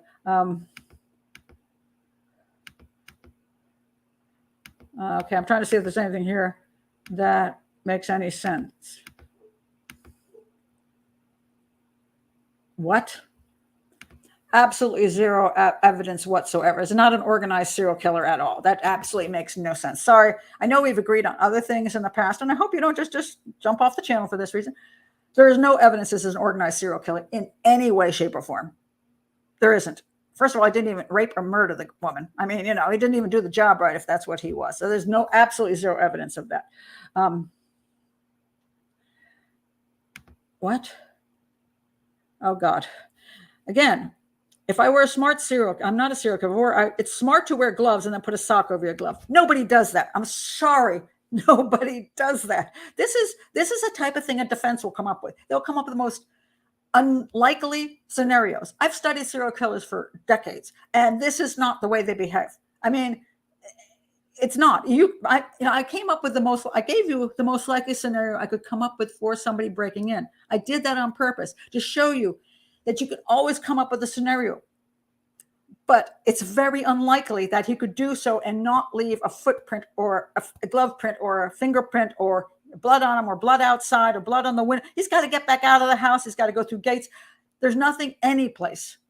So you can come up with any scenario you like, but all the evidence still points to Darlie. And that's just the way it is. Much as you'd like to point elsewhere, it's just unlikely. And you can always come up with that's what defenses do. And you know why defenses are so good at doing this? And why they always blame the police for not doing this? The police have to deal with the crime right away. They got to deal with, by the way, in case here's a wonderful book. Anybody who wants to learn something, Practical Homicide Investigation by Vernon Birth. It's the manual, the Bible for all detectives. And I mean, it's a huge book. And every criminal profiler and detective should have this on their shelf. Have read it. Not all have, mind you. Not all have. But they have to deal with, a lot of people don't understand what the police have to do. You arrive at the crime scene. You got to protect the crime scene. You got to get a massive amount of experts to examine everything. You got your crime scene people, your detectives, you got your blood spatter pattern experts if you can get them. Do you know how much money the police don't have? Yeah. Okay. So they have a limited amount of police detectives working on massive quantities of cases. It's just they work hard, and then the prosecution comes in, and the state only has so much money. Well, by the time the defense gets there, they are starting to, unless you just got a really shabby public defender, you start getting huge amounts of money put into these cases and paying experts. They have tons of time because the case doesn't go straight to court in 3 weeks. They have hours and hundreds and hundreds and hundreds of hours to create a scenario and then try to back it up. There's where you call confirmation bias. We're going to prove she's innocent. Therefore, we're saying right now there is an intruder. That's confirmation bias. They don't care what the truth is. We are the defense. We're going to prove there's an intruder. Now we're going to get every expert on board to disprove everything the prosecution says and to come up with any theory, like calling in a profile like me and saying, can you come up with an intruder theory? And I come up with one, and then they're going to use that. That's why I don't work for defense attorneys most of the time. And they will come up with that. And then they will do everything they can to back it with hundreds and hundreds of hours and whatever expert they can buy. And if it doesn't succeed the first round and the person gets convicted and you get people like the Innocence Project involved, the amount of money they have and the amount of time they have. I mean, it's been years, they got years and years and years to keep coming up with more questionable stuff. So some of it's just unfair because she was not, again, Darlie was not convicted because she left no evidence. Darlie was convicted because Darlie couldn't keep her story straight, because Darlie was handling the knife, because Darlie was on a couch while the children were being killed right next to her and doesn't remember it. Darlie is Darlie's own problem. So the evidence isn't because there's no other evidence. And see, this is the nonsensical thing about it. It's because there is evidence that Darlie was involved. So that's the problem. Oh Lord, some things I'm just going to totally ignore here because it's just nonsense.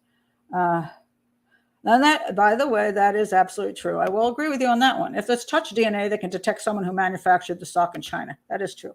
I agree with that. Two intruders.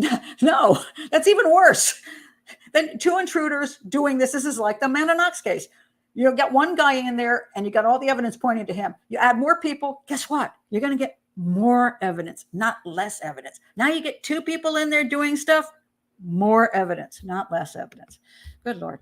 Okay.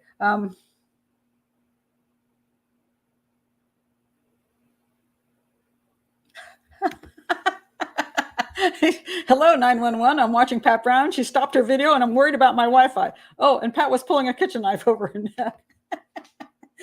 Yeah, I'm going to go down as committing a crime now, to myself, suicide to myself. All right, this is, I don't know who Tina Church is. Says Darren told her when he came downstairs the stage, he grabbed Darlie and shook her. I'm not familiar with this, but again, I find it very, very likely that he found her with a knife. I mean, because of I do get, again, I think she could do it herself, but I also question this factor.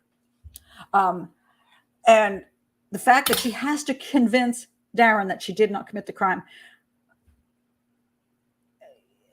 Really? I mean, she's standing there with, supposedly, before he gets down there, with blood cut on her neck, blood pouring down her, hit something on her arm. And the first thing she thinks is, I didn't do it. Is that really what you think? Your husband would think you killed your children? I mean, maybe. I mean, it just seems a little weird to me that's what you're spending your time trying to do, is convince your husband that you didn't do it. So makes me wonder. And there is a blood issue. There is the issue Alina's saying about tiny blood droplets on her back from swinging the knife back and forth. It's beyond evil. Yes, there were these droplets on the back of the shirt. I didn't get into that. And the theory on that is that, you're stabbing somebody, and when you bring this up, you see what happens? Because you're bringing it up quite high to do the stabbing thing. And what happens is you get cast off blood onto the back of your shirt. And that was one of the prosecution's pieces of evidence. Thank you for bringing that up. Let's see. I'm not going to go there. I'm not talking about Delphi here, and I'm not going to talk about stuff that people don't have any clue about because they hear it on the internet. That's a point. Left out the part they were arguing. Yeah, I mean, they did. There wasn't one of the behavioral issues is that they were having issues the night that happened. They were in an argument. There was a question whether there was a divorce issue coming up. Something, clearly there was a relationship issue. But again, the defense could say, well, just because you're having an argument doesn't mean you're going to kill your children. That's very true. I mean, all of us have probably argued with our mates and even threatened, I'm going to leave your butt. I'm going to divorce you, but I'm not going to go down and kill my children. So although that's interesting, I don't know that's a huge red flag. Let's see if there's anything that... that's an interesting point. But again, I don't know. We're talking about motive here. Debbie says Darren stabbing Darlie in retaliation for stabbing the kids. Sounds like a Chris Watts claim. Well, I didn't say Darren stabbed her. I said that Darren tried to remove the knife from her from her possession. That's different. And it's also possible that, they talk about the wounds on her arm, which were on the right hand, and they say this was a stab wound here, and they say this was a hesitation mark as she was trying to do that. I don't really see that. It looks more like to me that was a mild stab, and then there was a bigger stab. That's just my take on that. I don't see any great. And that could have happened again, trying to remove a weapon from somebody's arm, because things happen. Again, we don't have the video, so stuff happens, and people get stabbed in weird ways when you have an altercation. Now, you could say the altercation was between Darlie and the guy who was standing over her, supposedly, in one of her stories, and he stabbed her. And it could have been. But again, the likelihood, very little of her blood on the couch. If he stabbed her there and she cut her throat, and she's starting to bleed onto the couch, and then she's moving around. There's just not enough in that area. Why wouldn't she have woken up when her children were being murdered next to her? And why didn't she feel the knife cutting her, stabbing her? She woke up. She doesn't say, I woke up and, this horrifying pain shot through my body and I woke up. I woke up and saw this guy standing and I didn't realize till later on that I've been hurt. Well, if she'd been slashed and stabbed, you'd think she would have felt some kind of pain somewhere. I don't understand how you wouldn't feel that. So I find that interesting. She was lying on her back. Interesting. I don't, I'm not sure about this one. She's lying on her back or not. I've been wondering about that myself, and maybe I didn't do enough research on that, because that is the interesting question of, if she's lying on her back, it's even less likely that you'd have damage here, because it's again, if the guy's right-handed, even if he's left-handed, it doesn't really work real well. She's lying there. The best way that she would get any kind of cut on her neck would be that she was laying with her face into the sofa, really face down, so that her neck was like exposed like this, and then he did like that. Possible. But you would think he'd do some. But do you just slash at somebody and then let them stay there so they can identify you? If you were to stab their children, you might as well be stabbing the crap out of that woman too. I mean, I don't know what would stop you from doing that. So that just makes no sense. We do not. Anna says, do we know if Darren confronted her while she had the knife in her head? No, no, Anna, we do not. What I'm trying to show is that, how do you end up with this cut? There's 3 ways. 1, she stood by the sink and she did this. 2, she was in the process of stabbing and he saw her hand like this and he grabbed it, went like this. 3, the intruder came in and somehow cut her throat. Maybe she was lying on the sofa, he went like this. If her face was into the sofa, he did that. And her arm might have been up and he could have stabbed it. So that's possible. That's possible. I just don't know why he wouldn't have finished it. Why he'd walk away. Why he'd stab the children and walk away. Why she's not telling, why her story keeps changing. The problem is Darlie herself. That her story doesn't really make sense. Her behaviors don't make sense. And other than the fact that I can find a way for the intruder to stab her or to cut her, I find it very weird that there's no other evidence of him being there. I mean, that's the problem. That's really, really, really tricky. So I don't know. I can't come up with the guy being there. Okay, that is true.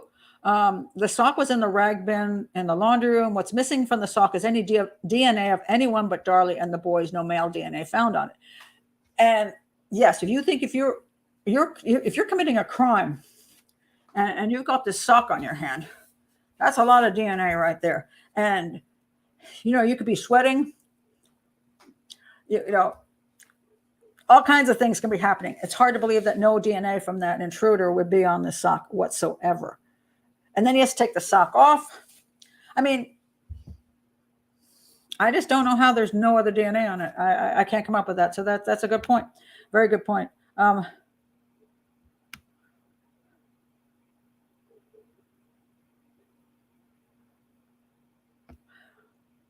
that's interesting.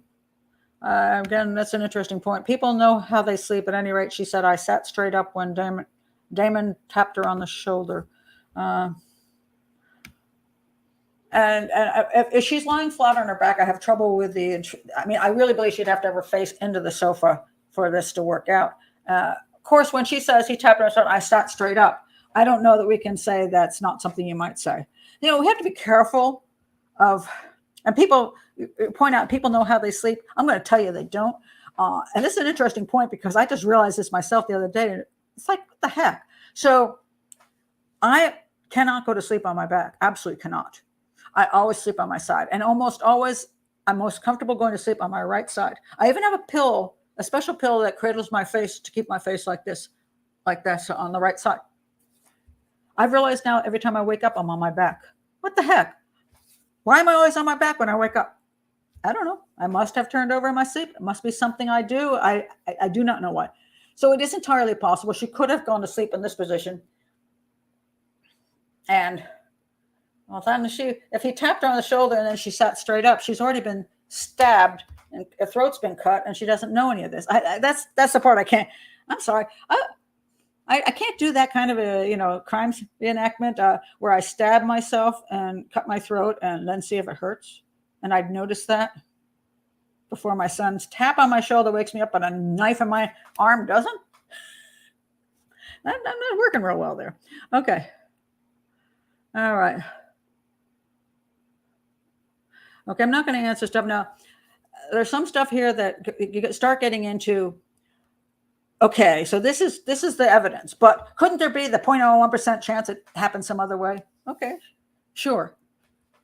I mean, it's just if you're coming here and you're constantly saying it could be this way, it could be this way, it could be this way, it's because you have decided that there's no other possibility, and you won't allow the information to examine the information, look at the education of it. You're just here to prove your point. And if you're just here to prove your point and this is all you're here to come for, you should go and prove your point someplace else. I'm sorry. It's rude and don't do that. And I don't want to block somebody out who I've enjoyed speaking with before, but I will eventually do it if that's a necessity.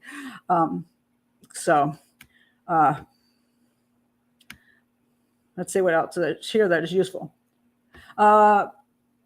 The sock issue, it's not far to go two houses down and back. That can be run down and back very quickly. It's more a case of the motive of it. In reality, I would say that it makes more sense that a person, if they used it in the commission of a crime and were running off, they might throw it. That is true. Then just dump it because I don't want to take it with them. But if their DNA is going to be on it, I'd rather take it with me. Wouldn't you? I mean, if you think about this, and this is why I do the shows the way I do them. You're getting to watch me go through a thinking process while I'm sitting in front of you.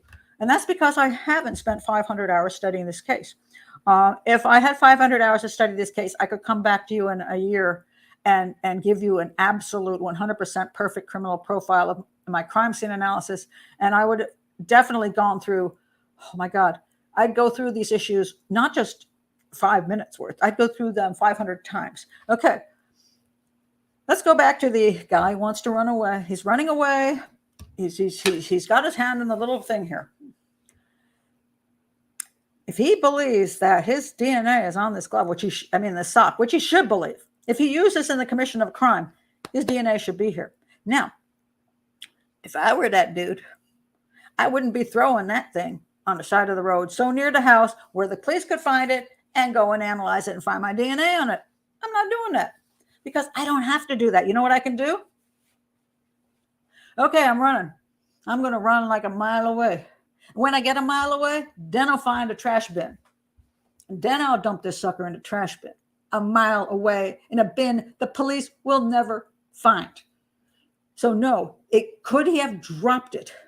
Could he have taken it off it, finished the crime, gotten out of the house, pulled it off his hand and was running and accidentally dropped it?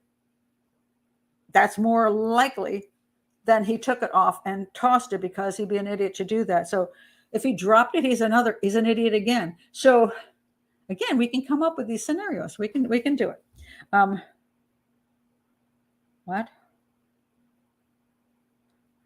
Oh Lord.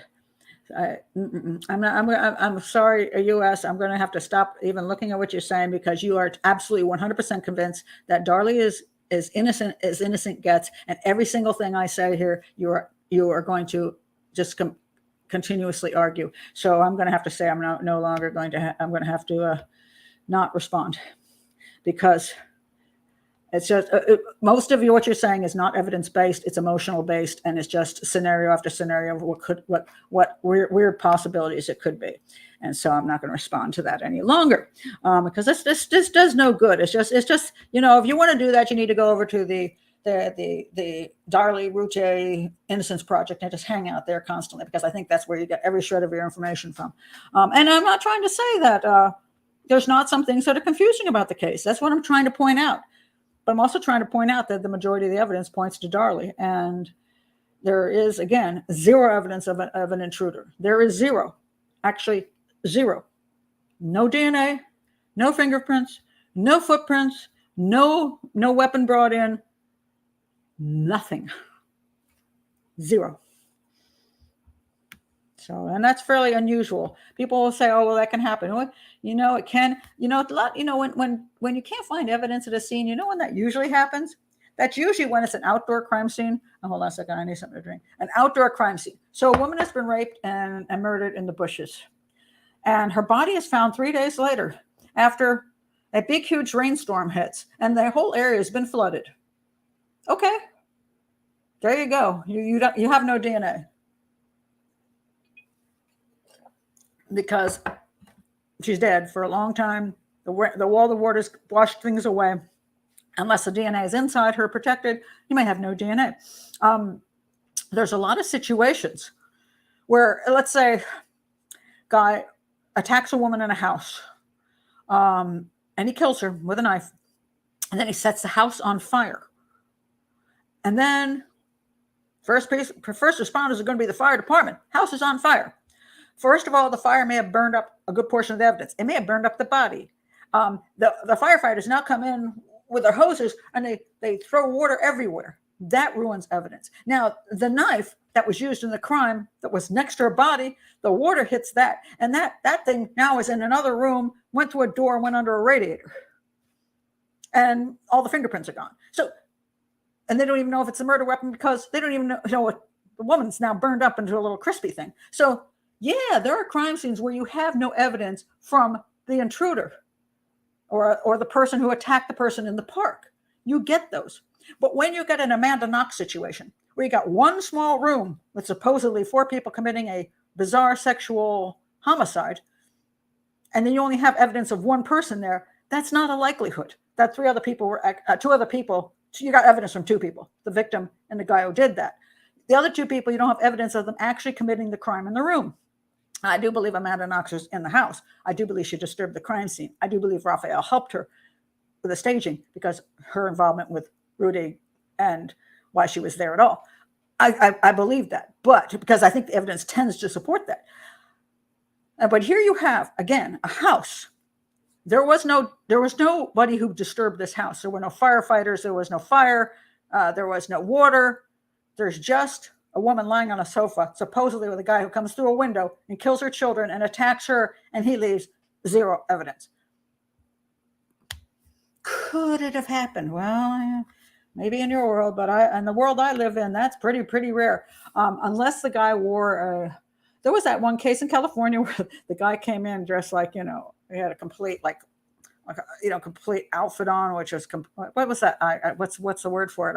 Like a frogman outfit. He's completely covered, gloves. His body's completely covered. His hair's completely covered. He's in the frogman outfit, and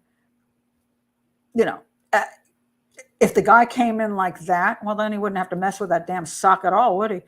And even then, you might see handprints left of a bigger handprint in blood than is Darlie's handprint. You might see footprint. The frog footprints going toward the window. You might see something disturbed. You might see some blood that got on his body, got onto the windowsill, or was out on the gate. You'd see something, even if he doesn't leave his DNA. You'd say there was an intruder there. We just don't know who the intruder is. That's possible. Let's see if anything here more useful as we go.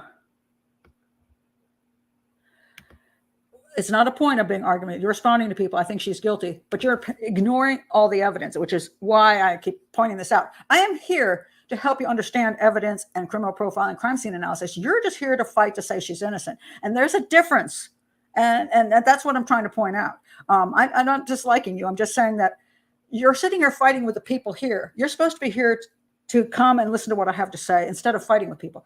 I don't want to fight with people over here. I'm a criminal profiler. I could sit here and say, none of you have any experience in this field. None of you are criminal profilers. So I'm going to down every person over here and attack them and be rude to them. I don't have to do that. I'm not fighting with anybody. And if you're coming here to fight with other people, why are you even here? I mean, there's no reason for it. I do live so people can ask questions where they can get my answers, not so they can fight with each other. I think that's absolutely pointless and is rude. I mean, it just is. I don't think any of you guys should be fighting with each other. You're here to ask questions and to respond and to learn something. And whether you go away thinking she's innocent or guilty, I'm not upset with whichever way you view this. I'm just here. And I don't want you to view Dr. Grande the same way or anybody else, because if we aren't willing to come and learn things from a person who is an expert, and I do consider myself an expert in this field, and I consider Dr. Grande has things to offer in his field of mental health. And I think everybody has something else. Peter Hyatt is very good with statement analysis. You know, Kenneth Maines is very good. He was a detective. I sometimes I think he's wrong, and sometimes he thinks I'm wrong. But I don't see any point in constantly being in a big, huge, massive argument with each other. I see it serves no purpose, and I don't like it. And I'll just say I don't like it. I don't like it. And I don't know some like Brian. You're giving a lot of information. So you got two sides here, and this is what I try to avoid. USA over there, libertarian. You come up with everything that makes her innocent. And Brian St. John, you're saying all these things that make her guilty. You're bringing in a lot of information I don't even know is verified by anybody, but is coming from these two camps. I don't know, and I don't care. I don't care what the two camps are saying, because each one of the camps, a lot of times, a lot of their information, especially through the internet, is nonsense, and it's exaggerated, and it's emotional, and it doesn't have validity in actual evidence. I'm looking at I'm only looking at the scene here, guys. I'm not going back into Darlie's entire history or all this kind of stuff. I'm just looking at what I'm seeing here right at the scene that the evidence shows. So I'm not going to respond to that again. Okay. Lieutenant Brooks said, I'm not going to put the rest of his comment up. He says, thank you for common sense. I'm trying to do that. Let's see.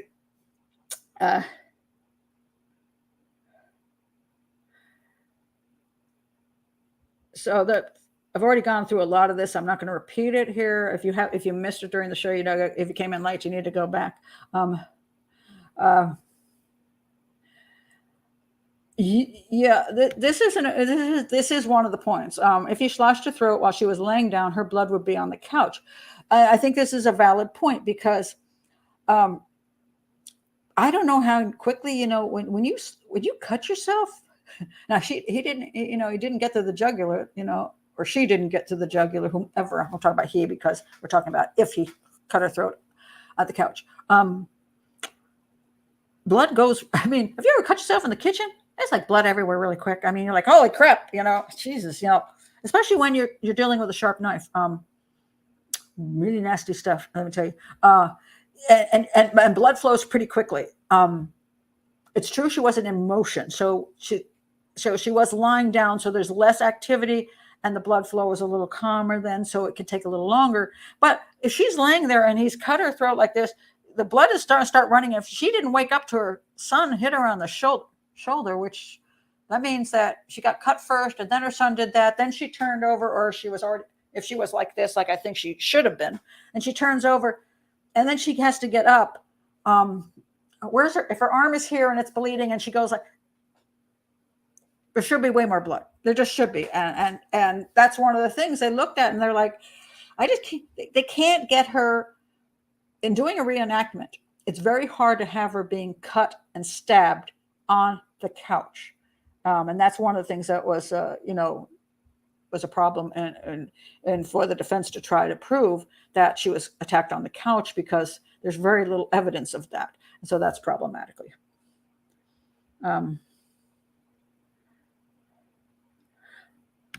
I thank you, Playtime, for removing negative comments. You don't have to like, this is the thing. You don't have to like somebody's stuff. You don't have to like their channel. You don't have to go to their channel. Lots of people don't like me, and they don't subscribe to me, and they don't ever want to hear from me ever again. That's okay. We have the right to those opinions. I just say, let's not be unpleasant about it. Okay. Just let's not be unpleasant, because there's no sense in it. This case is something I keep pointing out to everybody. You don't know Darlie Routier. You don't know her kids. You don't know her husband. Most of you have never lived in her town. People are murdered every day around the world. Children are being raped and murdered everywhere. I mean, and we're not paying a bit of attention to those kids because we don't know about them. And so there's one case that happens, which gets our goat, and then to spend that much energy getting obsessed and angry and offended by something that's not even connected to you, I think is concerning. I really do. I understand where you have a heart and you go, geez, that doesn't seem right. Maybe it's an innocent person in prison. Okay, I get that. But I think sometimes what I've seen on the internet is an extreme obsession with people that we know nothing about. We don't know all the facts. We weren't there. We weren't part of the jury. We're, all of this stuff. Even Madeleine McCann, who, I've worked on that, I did work on that case. I did my book on that case. I don't find an emotional connection to Madeleine McCann. I don't know the child. I mean, and people say, well, she needs justice. Well, there's probably 1 million children today that need justice around the world. I mean, have you not knowing what's going on in certain locations in the world where little children are sold into prostitution at the age of 8 and 9 years old, that they're being raped on a daily basis? Do you not know of children women around the world who have acid thrown in their faces, who are murdered, and honor killings? Do you not know these things happen every day? Because they're pretty brutal, and those people didn't get justice either. Justice is a hard thing to come by all around the world, and most of those people don't even get a day in court, or anybody even paying attention to them. There's children everywhere Madeleine McCann's age and these little boys' age who are being brutalized and raped and murdered around the world.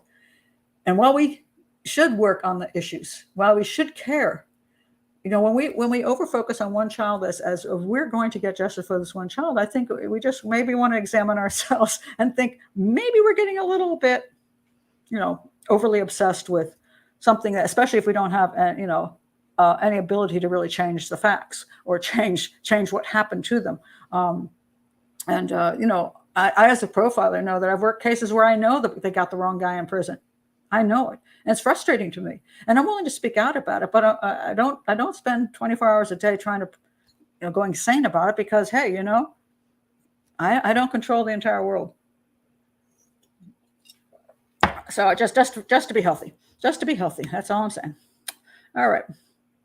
Let's see if there's anything. Okay. I'm not sure I understand that.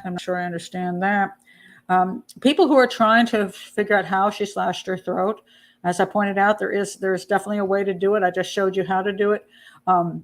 Unless you're standing in your kitchen and unless you're standing in a kitchen and you do this and you prove it can't be done. Don't say it can't be done. And if her husband came in and found her like this, and then he grabbed her and then this happened, don't say it can't be done. If you can't prove it can't be done. It's one of the reasons we do crime scene reconstruction. So people a lot of times say, oh, that couldn't have happened.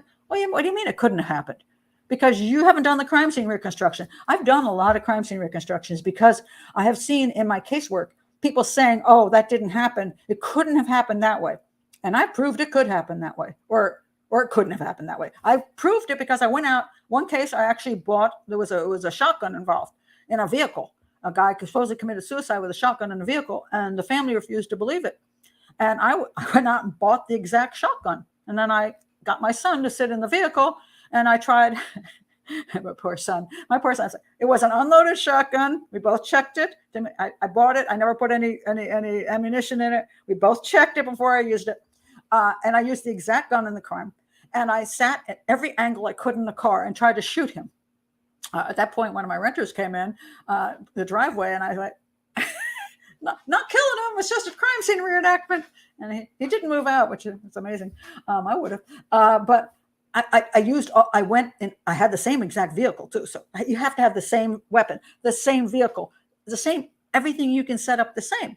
And then see, can you do it? And they were trying to say that somebody else shot him. He didn't shoot himself. And I could not come up with a way to shoot him the way that the evidence proved.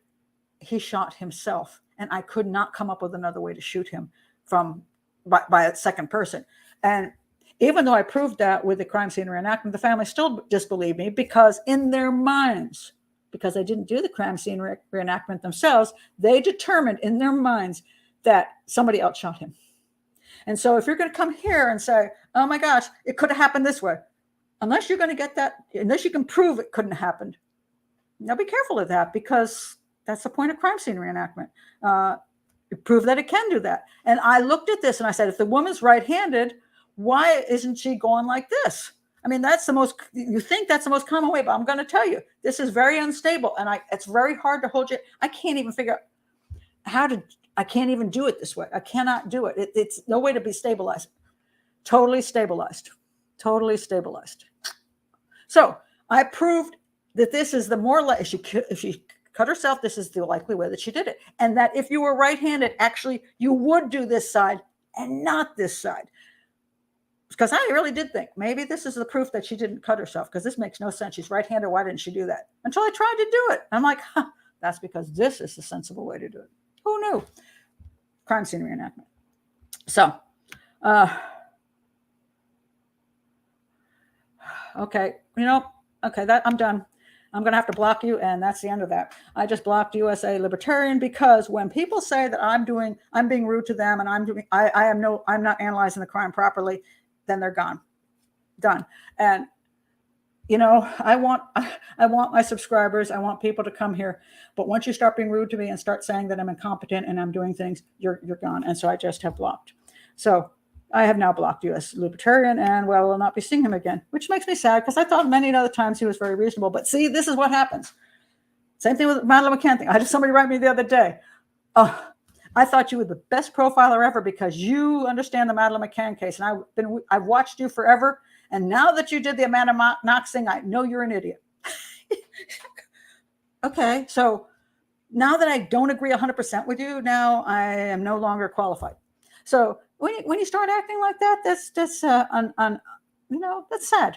I'm sorry. That's just sad. You don't need to do that. And so anyway, now here's blocked from the channel, and I'm sorry about that because I don't like to see that. I think that's just. I don't like to do that to people, but I will do that to people because it is my channel, and I don't think that's appropriate behavior. And I try to warn people when they come here, don't act like that. Well, you might be a little. This might be a little exaggerated, but I love your comment, Lieutenant Brooke. Some of you people would also argue with Gordon Ramsay on how to make a souffle. Yes, Pat is a legend in her field. I'm not sure that I'm a legend, so I think you're exaggerating heavily. But the Gordon Ramsay thing, I agree with this. So Gordon Ramsay is obviously Gordon Ramsay, and he knows how to make a decent souffle. So what happens is he's trying to teach you on, let's say he has this channel, he's showing you how to make a souffle. Then somebody comes on and says, well, Gordon Ramsay, you don't know how to make a decent souffle. Really? Do you think that's appropriate to go on his channel, considering who he is, and claiming he doesn't know what he's doing? I think that's inappropriate and rude. So I think you need to go away. I think you could think you make a better souffle than Gordon Ramsay. You're right to do so. But if you're going to go on his channel and be rude to him in front of everybody who is trying to learn how to make a souffle, that's probably incorrect. I just find that really sad, and I lose people all the time because I refuse to go along with that stuff. I'm not sure what that. Oh, there's a good. That is probably true. Emily's coming up with every 9 seconds in the U.S. a woman's battered.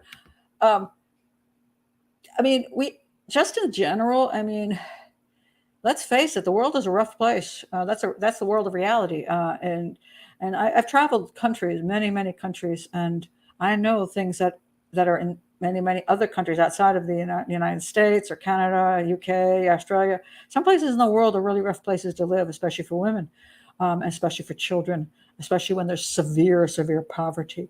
And people suffered tremendously, especially with this wars. Wars are like, I mean, people are pretty nasty. They just are. So I just think it's maybe one of those, some people call it the first world problem, and they might be right about that. That, oh, we're feeling safe in our little houses, and so since we're not being raped and abused, and our children aren't being sold into slavery, I'm so obsessed with this one case, So, but I don't. Being interested is fine, and wanting to curiosity is fine. I'm just saying, let's not get crazy, folks. It's one of the things I've said is a profiler, and I suffer from, people say to me, what is the one thing you're afraid of? And I said, working in these cases that I've worked in my lifetime, the biggest fear I ever had was this.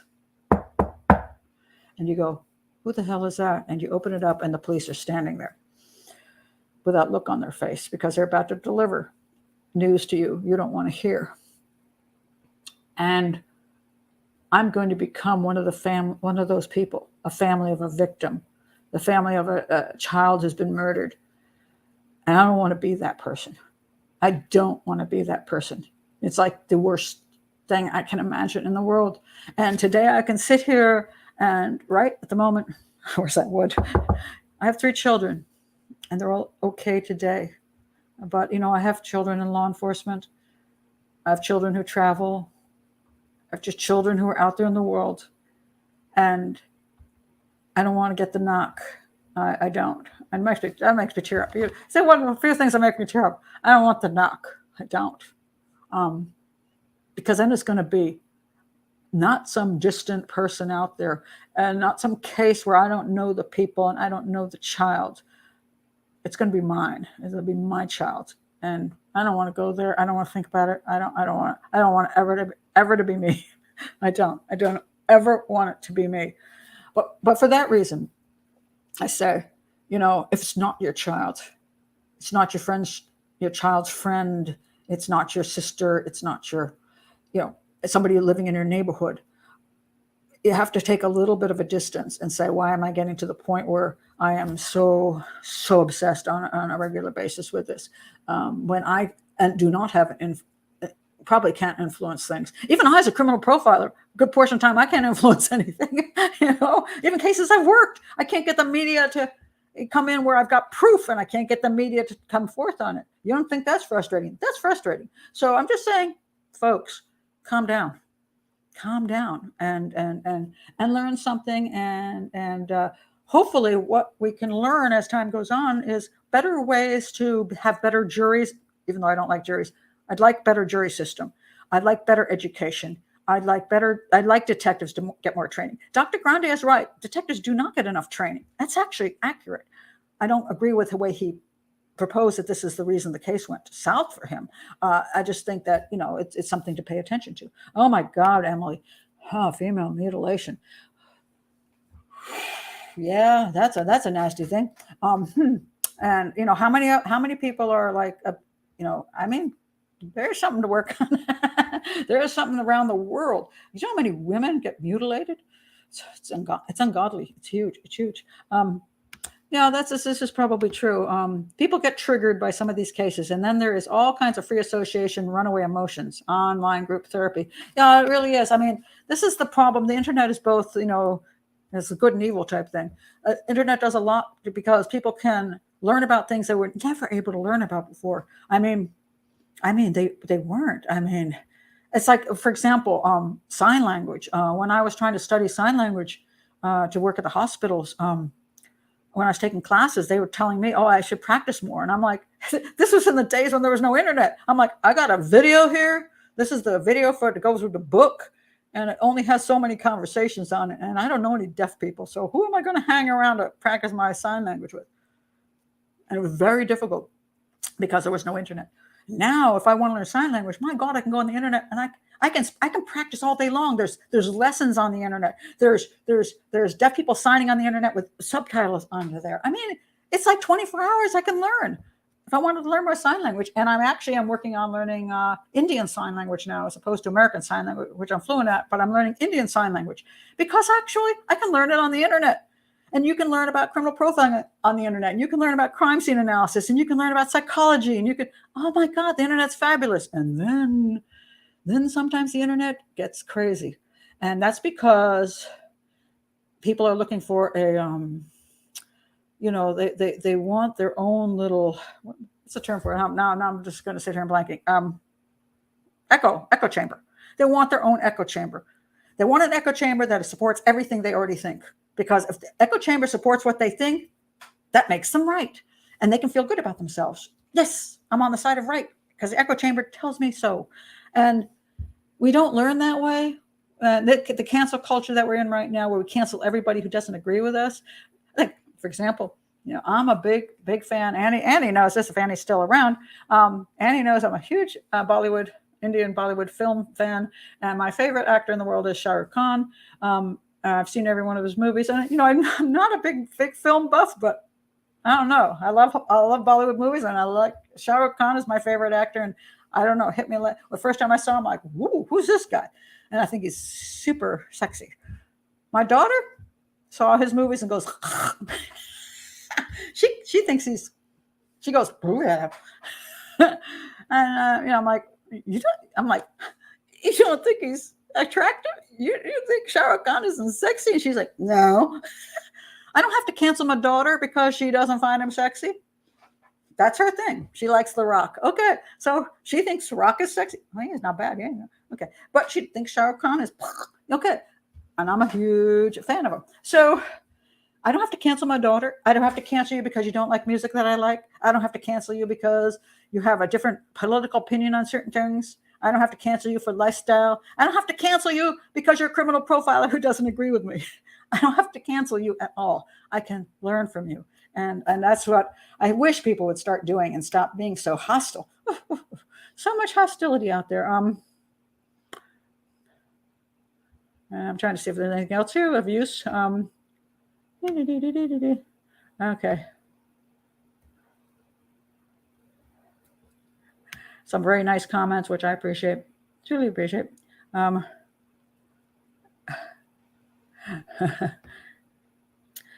just trying to see if there's anything left here on the case that's particularly useful that we can learn about it.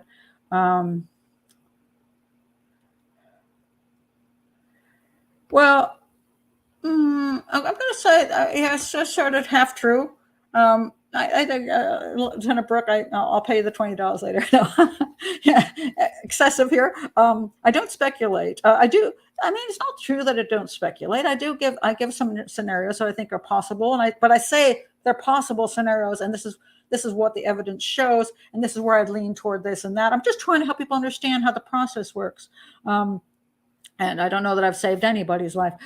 Probably not, but I say mostly it's about the process, because one of the things that happened with criminal profiling with the FBI and people like John Douglas, who I have issues with his books, only because it presents everything as if the FBI is like solved all these cases, which they haven't. FBI has not solved cases for serial killers. It's just not true, and there's no evidence to back it. Their methodology is something I disagree with.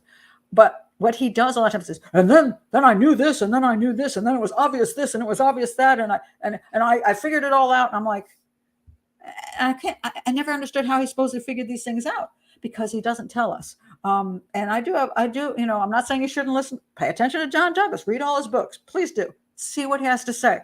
But very few profilers want to explain the process of profiling or the process of crime scene analysis. They don't want that to go out to the public because they want to remain some kind of, I don't know, some kind of brilliant savant or something.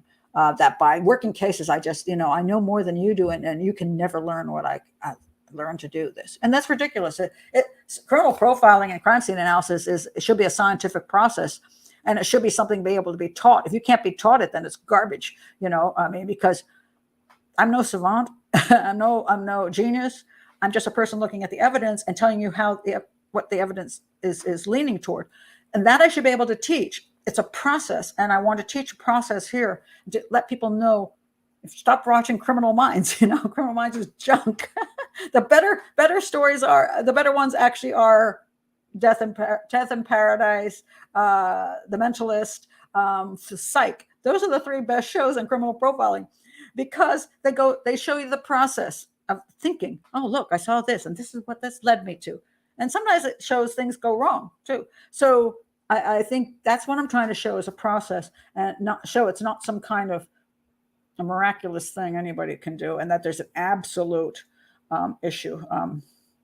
So yeah, I like this, Michelle. This is very true. Cancel culture has gone off the rails. Why can't we learn from others who have different opinion? People have different experiences and they come at things from different ways. And that's the advantage of listening to people. Theoretically, that's why we take classes at college, and that's why we read books and things like that, because we have things coming from a different perspective. A culture is a very interesting one. I'm going to do a whole thing on criminal profiling and culture, because that can be a real issue. And if we don't understand a different culture, we often can't understand actually how the crime went down, which is fascinating. And I've actually, I spend a lot of time traveling, so sometimes I actually learn things from other cultures, which I'm like, oh, that sounds like a person who comes from this culture who committed the crime. And I've had people say, how dare you say that? I'm like, well, it's because that crime is very popular over in that culture. It is. And if they move to the United States, they may commit the same crime here. Or if they move to the UK, they might commit the same crime there, because it's very popular. And vice versa, if the American moves to their country, or a person from the UK moves to their country, they might commit a crime that doesn't mean a lot to them, because it comes from a different culture. So there's all kinds of things we can learn from people about things. And if we stop doing that, then we have a very, very minimal amount of information we can work with. So, I've forgotten about this. We shouldn't all be narcissists, being followed by echo. That's absolutely wonderful. I mean, it absolutely is true, because when we're in our echo chamber, we're being very narcissistic, because we really want to be the only one that's right. And you can get humbled really quickly by finding out you're not right sometimes. You're like, oh crap, I was wrong on that case. Or I missed that piece of evidence and completely I didn't see that piece of evidence. Oh my God, how important that is. So yeah, narcissism is not useful in crime scene investigation. And it does happen. I mean, police can be, unfortunately in their own echo chambers, and so can the defense, the prosecution, and the public. So, we got to avoid that as much as we can possibly avoid that.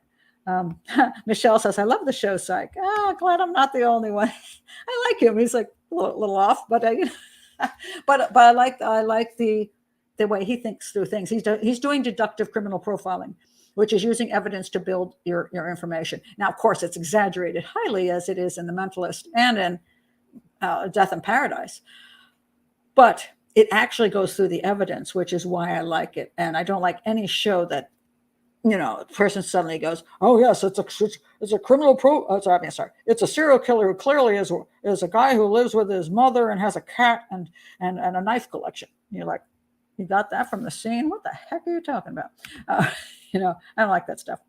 Oh, Lieutenant Brooke also likes The Mentalist. Probably the best show I've ever seen. I'm gonna do probably eventually a thing on The Mentalist and on Psych and Death in Paradise for my movie section.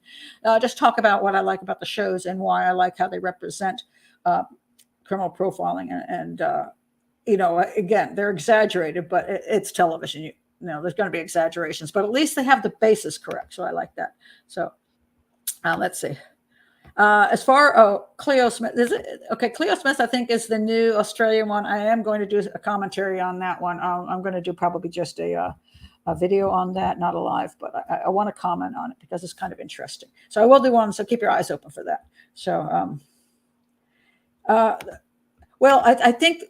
Oh, I'm curious about that. It's becoming a big deal. I think it's becoming a big deal in the same way Summer Wells became a big deal. Any child that goes missing under unique circumstances often people can't understand, how did this happen? And this, and in many cases, it's always, was it a stranger who did something to the child, or is it the parents? And if they can't prove which one it is, that's what people become fascinated with. So Summer Wells is still, the jury's still out, as they would say. Summer Wells is missing still. Her parents are still suspects. They won't say that, but they are. But then again, is it possible she was kidnapped? And of course, people have different opinions on that. And Cleo Smith now, which I believe I am talking about the correct one, in Australia. Yeah. So I'm going to do a thing. I have to do some research, which is why I can't do. I'll probably take a day or two to do the research on it. But I've got some real interesting thoughts on that case, about what the police are doing and what they're looking at. It's really interesting. But again, I'm going to show you the process of what I think they're looking at. Not, I think the parents are innocent. I think the parents are guilty. I think it was a kidnapper. I don't think it was a kidnapper. You know, that kind of absolutism. I'm not going to go there. But I will talk about the issues with the case. Which one was that? Well, I don't think I touched on that case yet. Somebody said, Cleo, the Murder in Middle Beach documentary. Have not seen that. No, I haven't. There's so much out there. People always have you seen this? Have you seen that? I'm like, not really. I am, because of people who are following me and hanging out with me and supporting the channel and talking with me here, I'm learning about a lot of things that probably I would never have even looked into, because you only have so much time in life. But like, the Brittany Murphy story, I had really never looked into that. Kurt Cobain, I never really looked into that. So I'm learning about a lot of interesting cases because people are bringing them to me, and keep doing so, because I'm like, oh, I'll have to check that one out too. I don't know about that.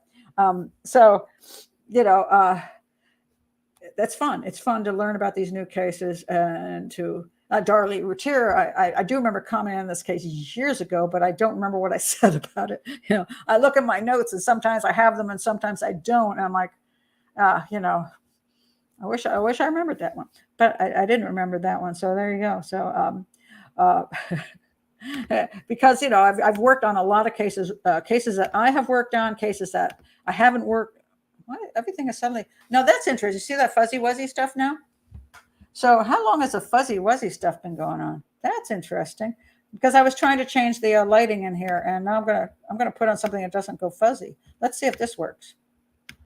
Oh, that's really interesting. I wonder why everything's gotten so fuzzy. Fascinating. See it? See all that mess behind me? That could be because, hold on a second. I gotta try something.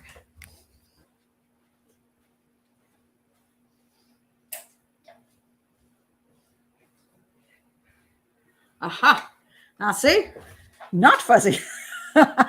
So now I'm going to have to check the difference between the rest of the video and the end of this video to see which one looks better, because now I'm not fuzzy. So, oh, it just started. Oh, that's interesting. Maybe, you know why? It's a little past 5:30 p.m. here. It's getting dark. So I don't know whether before I could do without the light, but as it gets darker, I guess there's less light coming in to hit the green screen behind me. So that's interesting. I just love working on this stuff. Oh my God, The Vanishing. Oh Lord. I have seen The Vanishing. I saw both of these, Joe. This is the 1988 Dutch film, The Vanishing, especially its depiction of the serial killer. It's purely a psychological movie, no gore. It's all the more chilling for it. I've seen both versions. There's there's the Dutch version, and then there's the American version. I've seen both of them, and I don't remember. I remember thinking they were very creepy. The realistic part of it is probably not there. No, serial killers actually don't behave that way, so that's nonsense. But it makes for a very creepy, creepy film. So, some people say they got here late, but they can go back and look at it's the thing is, it's a video. So you can watch the video whenever you want to watch the video. You don't have to be here for the live, but it's fun to have people interact. Sometimes frustrating to have people interact, because I say people get very volatile, and it's sad when people get very volatile. So, oh God, yes. Uh, this is true. I got this link. I got this email, uh, and the question was about a U.S. man who's been let out for murder twice and was arrested again for murdering another woman. Yeah, no, I'm going to talk about that on Patreon on probably Wednesday if I'm doing Patreon on Wednesday again. We'll talk about that because we have a problem with people getting out and committing the same crime they just committed, and people thinking that somehow the murdering psychopath is going to become a non-murdering psychopath. Probably not. So, at any rate, what? Somebody says Ramsey had a lot of restaurants that failed too. Hey, that's called business. I mean, it's business. I've probably got a case or two that somebody could say you didn't do a good job. Maybe I didn't. God, I wish we would have more of a sense of humor in life. I wish we'd understand that the concept of that. Life isn't perfect and everything doesn't always go the way you want, and you're not always successful. I've had books that came out, and there was a great cartoon once I saw, which the person said, "Look, my book just came out." And the guy goes, "Oh, really?" And then he throws it off a cliff. And anybody who's ever published a book, they can relate to that, because a lot of times you publish a book, you get completely stabbed in the back in your book. After a year's worth of work on your book doesn't get any publicity and doesn't sell well, and you might as well not have written a damn thing. It's very frustrating, and you're like, well, that's sweet. That's life. So life is not absolutely perfect. So at any rate, I think that's probably where I'm going to, is that red wine or moonshine in your jar? Okay, let me help you out here. I'm trying to quit Diet Pepsi for like 20 years now. I should just, if Diet Pepsi, folks, if you're listening, I don't have any sponsors. And if you would like me to sponsor you, even though I think this is poison and probably ruining my health and my kidneys, I still drink it because I, for some reason, like the stupid stuff. So there we go. Diet Pepsi. So anyway, it's another. What? Oh, this is an interesting question. Before I was about to go, but I want to. Oh, bye, Emily. Glad you were here. Somebody asked a question I liked. Where's my question? I want to hear. Okay, people ask your take on cases like when you ask a musician to play a song. Do you think your knack for profiling is a gift or a talent or both? That's actually a very good question, because why do you go into certain fields and why do you not go into certain fields? I have no knack for cleaning, and if I'm not going to turn my camera around so you can see, I have two wonderful women that come, because I can't afford every week, come every 2 weeks, and I wish they come here every day and clean my house for me, because I don't have a knack for cleaning. And I don't know, it's because I don't like the actual feeling of cleaning. It's like physical work, and I don't really like physical work. I don't know, it's because it takes too much work. And I don't get to use my brain. I have to use brawn, and I never even saw my mother clean. My mother didn't hire anybody, but she always cleaned while I was at school, and I never saw her do it. So I don't know. I never liked cleaning. And then I married a Jamaican dude, and his whole family was like totally into cleaning. His mother was into cleaning. The sisters were into cleaning. They were like, great. And I'm like, wow. So I don't know whether it's, environmentally, I grew up in a place where I really wasn't the whole family wasn't into that. And so I never developed an interest, and I was very much more of an intellectual. So I don't know how we come across abilities. I've always had an ability for language, and that's why I can learn sign language very quickly. And I've seen people take sign language classes, and I can tell you on day one, stop taking these classes. You're wasting your time. You don't have the ability.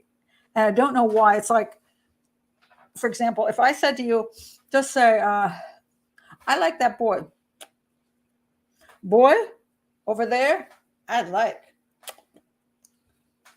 Okay, that to me is very comfortable. And when I learned how to sign, I learned that this was boy, and I went, okay, it's boy. I learned, raise your hand, boy, with your eyebrows up, that means the subject. And then like me, I like, boy, I like, oh, I like, oh. Yeah, I was very comfortable. But I've seen people, when you're trying to teach them something, you say, okay, boy, okay, this is boy. And they go, and you go, okay, no. Move your hand over here, boy. They go, no, put your eyebrows up. And you struggle with them just to get a simple sentence. They can't seem to comprehend that, or their hands don't move right, or they look really funny when they do it. And you kind of know they're never going to get it. There are people who go into criminal profiling or go into analysis who aren't logical. I've met detectives who are not logical. If you're not logical, this is not the profession for you. You have to have a logical knack. I don't know that you can teach logic. I do think that's kind of a personality thing where you look at things and you say, what does this mean? Can I hear it? Can I see it? Can I understand it? Can I break it down? If I can't do that, then probably I can't learn how to analyze crime scenes. And some detectives, because detectives grow up through the police force, they're police officers, they're on the street, for many years, and they have to then be, accepted into being a detective. And it isn't because they're necessarily the most logical person. It might be because they've been there many years, they know the right people, they drink with the right people, whatever. They end up being a detective, but they may not necessarily have the greatest logic. And I've met those guys, and I'm like, oh, good God, if you roll the dice on a crime scene and you get that detective, you're in trouble. Not because he doesn't have a good heart and that doesn't want it to happen, but just because he doesn't have the talent for it. And talent being like, for some reason, he never developed an ability to really logically analyze things.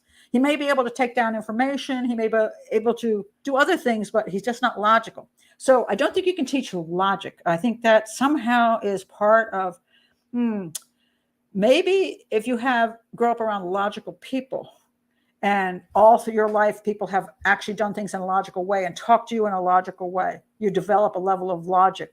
I have to actually say, I have 3 children who I think are very logical. And maybe that does have to do with me because I talk to them a lot. I mean, when I discuss things with them, how you should behave, what you should do, what choices you should make. I always went through logic patterns with them. It's like, if you do this, then this could happen. If you do that, that could happen. Which is the wiser choice to make? I always explain things very logically. Perhaps I did influence them, and they all learned a measure of logic. So, which makes it easy for me to get along with my kids because they're logical and I don't piss me off because, I talk to other people like, Jesus God, But once you have the logic part, then the rest of it is education and training, because you have to learn all the other details to understand how to take that logic and put these other things to use. So I think you need both. I think you need the logic first and then the training to go with it. So yes, I think there are people who can go into this profession who can never get, the training will never do any good. And I think there are people who have logic but never get enough training. So I think together, that's what you aim for. And when I'm working toward trying to get more training for detectives in my methodology. I know that I'm going to run into detectives who aren't logical, and my training probably will just go, but I'm going to run into those that are, and then the training will be helpful to them, and that will improve their handling of certain crime scenes, especially serial homicide. So that's kind of the way I go there. So, so edumacated. I'm edumacated. A gift is also a talent. It's just the whole thing, I guess, to me, is just that recognize what you're good at, recognize what you're not good at, recognize if you have an general ability to do something, and then you can enhance it, or recognize when you suck at something and nothing's going to enhance it. Nothing's going to enhance it. There's things I know that I don't have a general ability, and I am not overly mechanically inclined, even though I did score really high on a mechanical test once. I don't understand that. But anyway, I don't know if I just don't want to do it. I'm not spatially good, like, parking big vehicles in small places. I'm just not good. So that's why I like a little sports car. And I don't know if it's worth wasting my time trying to get more ability, take all kinds of courses to improve my non-existent abilities. Or should I focus on things that I'm good at and do that? So I think it's always important to go with where your skills are, because we need people in all these different places with all these different skills. People ask me, why didn't I become a police officer? If I was interested in doing detective work, why am I not a police officer? I can tell you why. I would not do well on the street. I'm not an aggressive person. I do not do well with pushing people about, trying to restrain them. I get uncomfortable doing things in groups of people where I have to try to figure out everybody's place. I don't do well in groups at all. No, that's why this is great. I'm here by myself doing YouTube, and I don't have a crowd with me. I've got to manage. I just don't do well with that. Now, I've taken martial arts. I mean, I can do that. I can punch well. I got skills, but I can shoot a gun, but I can't put on the uniform and handle being in the agency and going out on the streets and stopping people with my, pulling them off the road and going up to the car. I can't do that. That is not me. So I could never have gone through that route. Now, if they had a methodology where I could apply to be a detective, go through detective school, and then work as a detective or a profiler on the force, that would have been my job. But unfortunately, as it stands now, you have to become a police officer and go through street work for years and years and years and hope that maybe one day you get lucky and become a profiler. And I don't like that particular, I'm sorry, not a profiler, a detective. And I don't particularly like that method. I do think it would be advantageous to have people working as profilers and as analysts along with the detective. So the detective doesn't have to do both jobs, and the analyst doesn't have to do both jobs. So I would love to see crime scene analysts / profilers being hired onto the force to work with the detectives. They would never leave the office, or they'd go with the detective to the scene, but then they do all their work and they wouldn't be doing all the other stuff. That would be my ideal. I don't know if I'll ever see that. We'll see. I'm trying to see if there's anything else here. Oh, thank you very much. You sound so passionate about profiling. You're an excellent communicator, which makes you a great teacher. Thank you very much. I mean, I'm me. I mean, I just, and I hope that, there are different channels for different people. And thank God for that. We have choices in this world. And I do believe in looking at everything, because I think that too many times we throw out the baby with the bathwater, which is why I always point out Brent Turvey's book. And am I gone fuzzy? Why have I gone fuzzy? Okay, I'm unfuzzy now. I think I moved too quickly. That's why I point out Brent Turvey's book, because I say that we haven't been great friends. But why would I want to get rid of one of the best offerings in the field because of my own little personal legal issues? Why would I want to do that? That's just stupid. It's a waste. So. Ryan, I actually did a thing on Alec Baldwin. It's on my last hangout. It's in the last hangout. I did do a thing on Alec Baldwin. Basically, I'll just tell you quick. My opinion is anybody who handles a weapon is responsible for that weapon.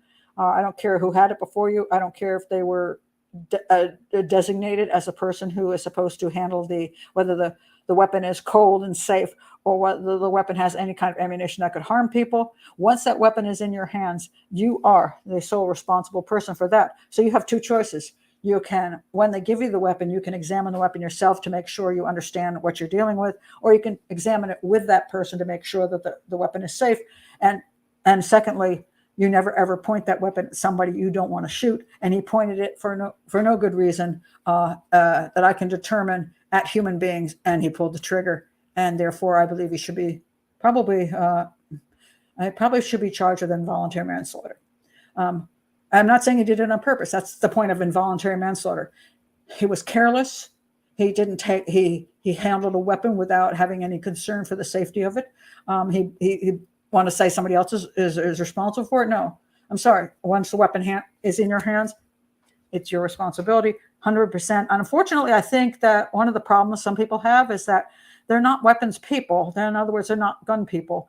They're anti-NRA or whatever. They're anti people owning guns. But then they don't take the NRA safety course. They don't take any specialized courses in what they should be doing to handle a weapon. And then they handle a weapon inappropriately and carelessly and kill people. It's your responsibility. Sorry. If you don't want to handle, if you're that anti-gun, you shouldn't have guns on your set, period. You shouldn't be doing movies that show you shooting people. How about that? But if you're going to handle a weapon, right there, your responsibility. Sorry, Alec. I think it's unfortunate, but I think that's just the way. Once that gun enters your hands, end of discussion. So I do think you should get an involuntary manslaughter charge. That's just my opinion. See if there's anything else here.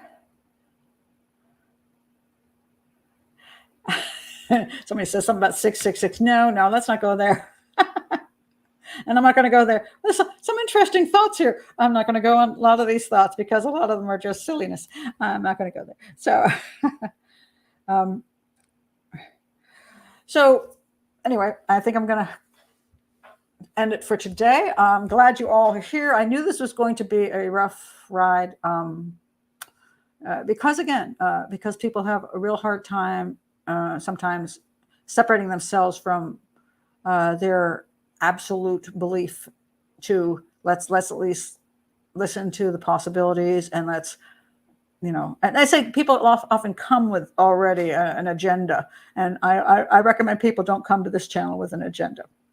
This is not a channel to prove guilt or innocence. This is not a channel that supports whether somebody is innocent or guilty. I'm not on any side, any place. I'm not. Even on cases that are very important to me, that I've worked, like the Madeleine McCann case, I'm not here for that either. I mean, my whole point of the Madeleine McCann case was to present evidence and to be concerned about the methodologies of police. I had a great difficulty with the methodologies of Scotland Yard and Operation Grange in the Madeleine McCann case, because they went into the case saying, we're going to look at this as an abduction and nothing else. And I'm like, what? Who comes in to reanalyze a case or to investigate a case and already comes in with a remit that says, we're not going to look at anything but an abduction. We're not going to analyze any of the evidence. We're going to assume it's an abduction coming into the case. That is not the way you do it. That is police misconduct. And consequently, I said from the beginning, the Scotland Yard's investigation, quote, investigation into Madeleine McCann is bogus. And I stand by that. $20 million later, I don't know how much it is in pounds, but it's about $20 million American dollars.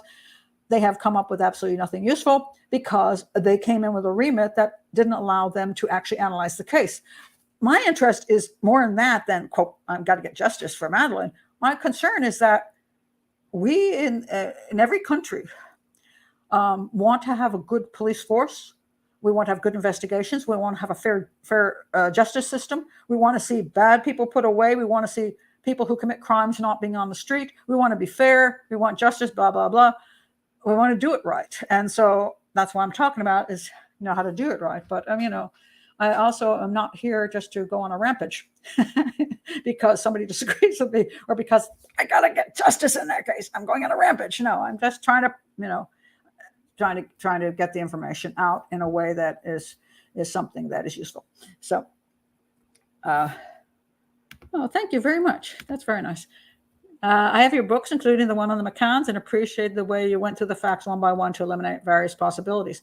Hopefully that and the other blogs I did after I went to Prairie Luge can help understand how this case goes down, and that now they have a suspect in the case, this German suspect, which the prosecutor has really come up with zero evidence that it has anything to do with the Madeleine McCann case. So I'm like, I don't know where he comes from. So it's kind of fascinating. But thank you. Lisa says another show, wonderful show. Thank you. What? Oh, yeah, the news always says that. Yeah. The news has been saying that the German guy will soon be charged with the Madeleine McCann case. Yeah, they've been saying that for a year now, I think. His phone pinged in the neighborhood that night. That's it, apparently. Yeah, that is actually it, apparently. They have dug the heck out of his house, his grounds. They have come up with zero physical evidence, no DNA matching, no clothing. And again, we're talking here's before I go again, I'm here still. I talked about evidence. You got the Amanda Knox case. You got really evidence of two people in the room. You got that one person committing the crime. You got Rudy. All his evidence is there. Rudy. That's it. You go over to the Darlie Routier case. You got no evidence of an intruder. Go over to the Madeleine McCann case. There's zero evidence of an intruder. Same thing as we have in Routier. Zero evidence of an intruder. So now they got a guy they say is the intruder. But there's no evidence of that German dude in the McCann vacation flat. There's none. There's no evidence that anybody came in, came out. He didn't leave DNA. There's no nothing. So they're basically saying that he's guilty because his phone pinged in Praia de Luz that night. Well, the dude lived like there. So, and then the prosecutor's trying to like attach the ping to the exact location where Madeleine McCann was, but there's really no way to do that. So he's making that stuff up. So they've searched and searched and searched for evidence. They come up with nothing. They got no DNA. They got no clothing. They got no videos. They got no photos. They got no nothing except a creepy dude. And he is a creepy dude. But there's lots of creepy dudes in every area. So he's a creepy dude who could theoretically be the kind of guy who would want to hurt, kidnap, and rape and murder a child. So what? I mean, that's not proof. There is nothing linking him to the actual disappearance of Madeleine McCann. And here we go again with what does the evidence tell us? Now, there's people out there who will claim, oh my God, those parents are innocent. And she was abducted and they got the guy finally. And I asked them, what evidence do you have that she was abducted? What evidence do you have that this guy is the guy who abducted her? And there's no evidence. That's the problem. So when we take a side that we want to like, and then we try to say that everything supports that side, it's not necessarily true. It's just what we want it to. We want to believe it's true. But what does the evidence actually tell us? And there is zero evidence of anybody abducting Madeleine McCann. And that's the fact, you know. Yeah, this is true. I'm going to have to talk a bit about playtime in a second. The authorities admit they have zero hard evidence that the German took and killed Madeleine. Yeah, you know, that prosecutor, there is a really great, and you have to look it up. It's Mark Sonokonoko. I love you, Mark. I can never pronounce your last name. It's like Mark Sonokonoko. Anyway, he's the Australian guy who's done a fabulous podcast on Maddie. It's called Maddie. It's a Maddie podcast. And I don't usually listen to podcasts, but I think I was in one of his. And he interviews the prosecutor, and that prosecutor is like, he's all over the place going, because he can't answer the questions. And he doesn't have any proof. And they don't have, there is no hard evidence. And he just, I don't know. It's possible that they'll eventually charge him with the murder of Madeleine McCann. And here's what I've always thought might happen is, when you want to close a case down eventually, what you do is you just give somebody a plea deal. Now, the dude's already in prison. They might give him a plea deal. You know, you don't even know what that plea deal is going to give him, what great deal he's going to get. It might be, we'll give you less years if you confess to that, or we've got you on something else, which would get you life in prison, but we'll just give you 20 years if you confess to Madeleine McCann. And maybe someday he goes, yeah, that's a better deal than what I've got. So, okay, I killed her. And then they go with that, and it never goes to trial because he takes a plea bargain. And that way you can close the case down. That's what happened if you go look at my Superbike murders. If you go look at my video on Superbike, what's his name? Now forgotten his name. He was given a plea deal. He was already a serial killer. Now he's given a plea deal. And accept the Superbike murders, and you'll get out of the death penalty. He said, hot damn. He took that plea deal, and yet there was never any proof he committed the Superbike murders. And I have proof that he did not.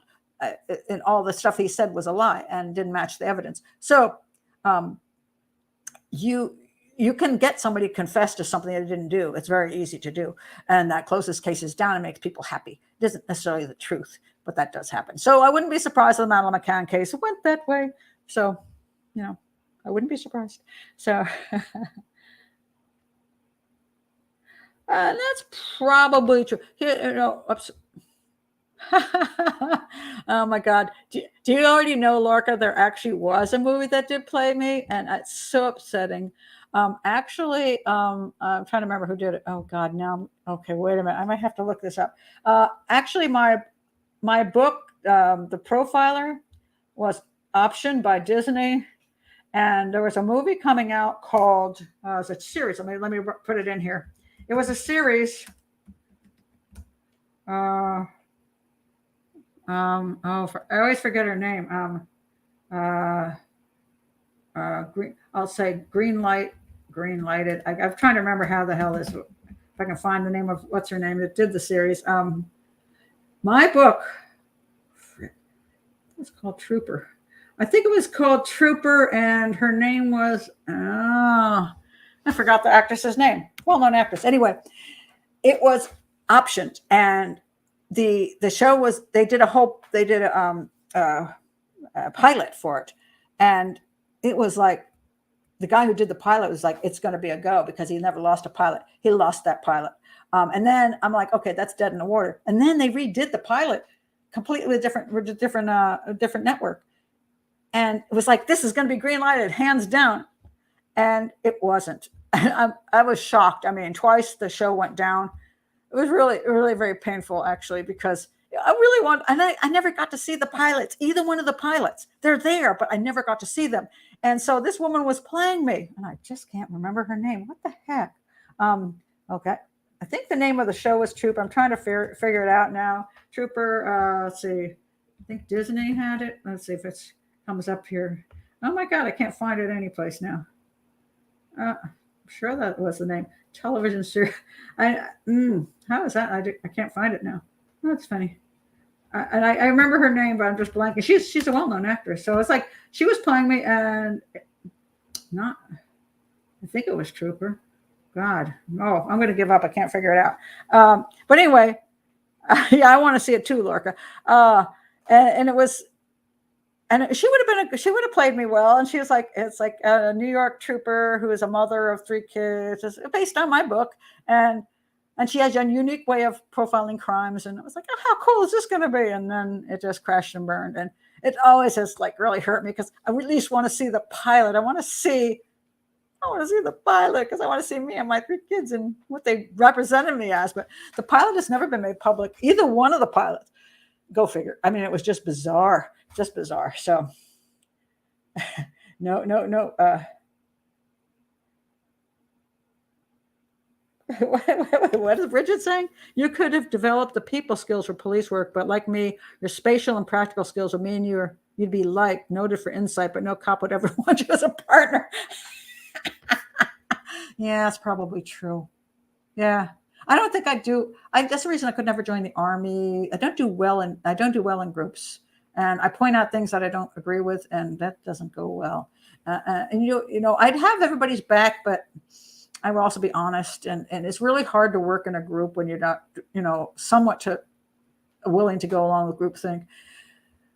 Yeah, I would not have done well as a police officer, but I would have done great work. I've worked with police detectives, and we've gotten along great because I come in as a profiler, and we go out and have beer together. We hang out, we chit chat. They talk to me, but I'm as a profiler. And so I'd work fine if I worked in the agency at the desk studying. Put me in the back room with all the photos. Let me go to the crime scene. I want to go to the crime scene. If I have an opportunity to do that straight up, I'd be at the crime scene, walking, not interfering, but just looking around so I could see everything as it is, and then go back and review videos and photos of what I've seen.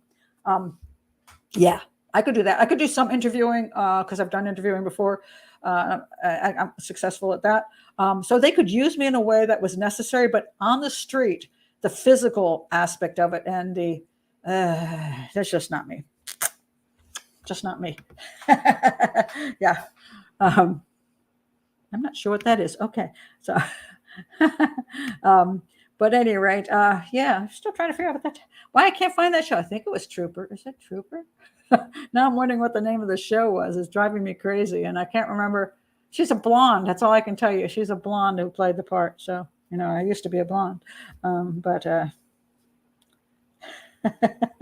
So, oh well. If I remember it, I'll bring it up in the Hangout because I'll point it out in the Hangout. So that's it. So I will look it up, and the Hangout I do this week, check that out and see what I find for what my book, The Profiler, was made into. I didn't get much money for it because the idea was that if they got the series, then I would get an ongoing income for like 4 years, and then it didn't happen. And I can't figure out how that show didn't make it twice. I mean, it's like, That's never happened. The guy it's David, he's like a guy who's never lost a series. He lost my series twice. It's like, oh my God, Mira Sorvino. How did you know that? Forever. Yes, it was Mira. Okay, now I got to put this in here. It was Mira Sorvino. Mira Sorvino. That is correct. And let's see if I can. Yes, here we go. Mira Sorvino to star in Jerry Bruckheimer, who's like the biggest guy for that, in the drama pilot Trooper. CBS, it was supposed to be CBS Trooper, and then it became Disney Trooper. Yeah, oh my God. Here, follows a sensible mother who becomes a New York State Trooper. I don't know. How did he screw it up twice? It's Jerry Bruckheimer. What's his name? Bruckheimer. He's like the top. He's never lost a series before. How the devil is that possible? Still, people ask you, are there things out there that really, those things that really upset you? That was one of them. You know how you feel like you were robbed? I felt like I was robbed on that one. It's like, I woke up, I'm like, they didn't greenlight this show. I'm like, no, how could they not greenlight this show? It make me so sad. Oh, anyway, I'll have to get over it. But yeah, I keep looking at pilot season. Here's Mira Sorvino. She's going to have the leading role in Trooper. Whoop, whoop. Oh my God. And it was all over the news. And I was like, our book is going to be made into a television show. And that's the way it goes. So life is like that. So you gotta roll with those punches. It's like, crap. But I think that hurt me more than a whole lot of things recently. I don't know why that bugged me so much. That happened that was 2012. So that's almost 10 years ago now. But I still remember the day that second one, the first one I kind of was okay with, but when they came up with the second round of doing the whole pilot over again with a different channel, with Disney, I'm like, what? Yeah. Okay. Things don't always happen your way, But I still want to see the pilot. I want to see what I look like as Mira Sorvino. I know it's going to happen. I'm going to die, and then they're going to put out the damn show, and I'll never get to see it. No, life is amusing. So, at any rate, Sharon Glass. Sharon Glass. God. Yeah, interesting. Well, people usually think I look like Jamie Lee Curtis at some point. And also, who played, which one was she? Who played the blonde Supergirl way back when? Now I don't remember her either. But I looked a lot like her at the time, way back then. Yeah, exactly. How did Bruckheimer fall with that one? He never failed. How did he fail with that one? He never fails. Exactly. He never fails twice. I mean, I had a choice at a certain point. After the first fail, I was told that do I want to take back, like they would give me some extra money to drop it, or should I go with the second round? And I was like, are they trying to just like weasel out of paying me? If they know it's Jerry Bruckheimer. Do they just know it's going to go and it's going to be like a show that's going to be on for 4 to 8 seasons, and they want to like rip me off of all the money for 4 to 8 seasons? No, I'm not going to accept this piddly little change of you giving. They just want to give me back the rights at that point. Or I could go with it's going to make it as a show. And I'm like, it's Jerry Bruckheimer. It's got to make it. I didn't get the rights back to my book, and the show has never come out. I'm so screwed. Oh my God. Yes, Lori, I'm still here just because I don't have a life. No, sorry. Because I'm here with the last folks here. One thing about YouTube, which is really great, is when you get really bored, you can just turn it off. You don't have to watch my whole damn show. But if you happen to be here, you can watch a show. Oh, Christine says Angie Dickerson. Dickinson, not Dickerson. Dickinson. No, it was Jane. No, who the heck was it? Who's the blonde? No, who's the blonde? Super girly thing. Back in the 70s, 80s. I'm not sure. I'm not real good with Bruckheimer's all over the place in the credits. It's somewhere there. It's Bruckheimer's show, and both times that she sang that forever saying she's not seeing Bruckheimer's name in the credits. No, it's all over the place. Mira Sorvino. No, it says Bruckheimer. CBS's Jerry Bruckheimer produced drama pilot Trooper. This will mark the first series. Whatever. Oh, there she is, looking like sort of like I might have looked. Yeah, it's so sad. Wow.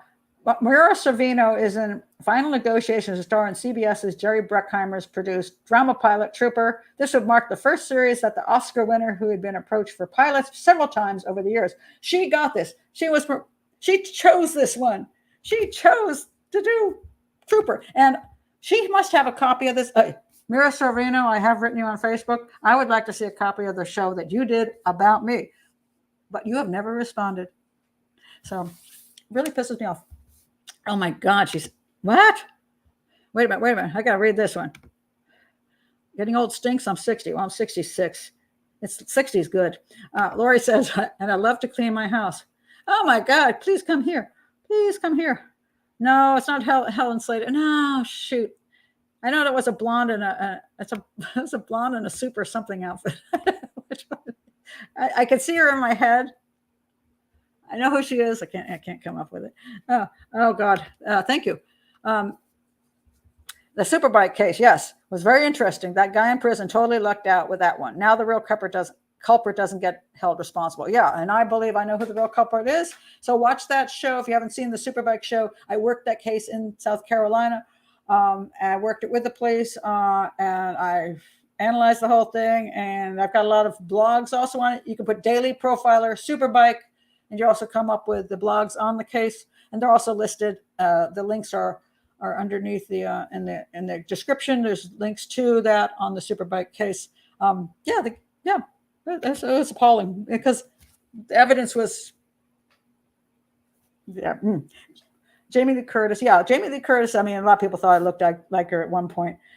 Yeah, I'm with you there. I hate vacuuming. I hate the noise of vacuuming. Give me a wood floor and a broom. I'm good. So in my old house, I had all wood floors and I just swept. And this house, I chose to have carpeting because I'm tired of having cold feet. And God, I can't stand vacuuming. I bought the best vacuum and I never use it.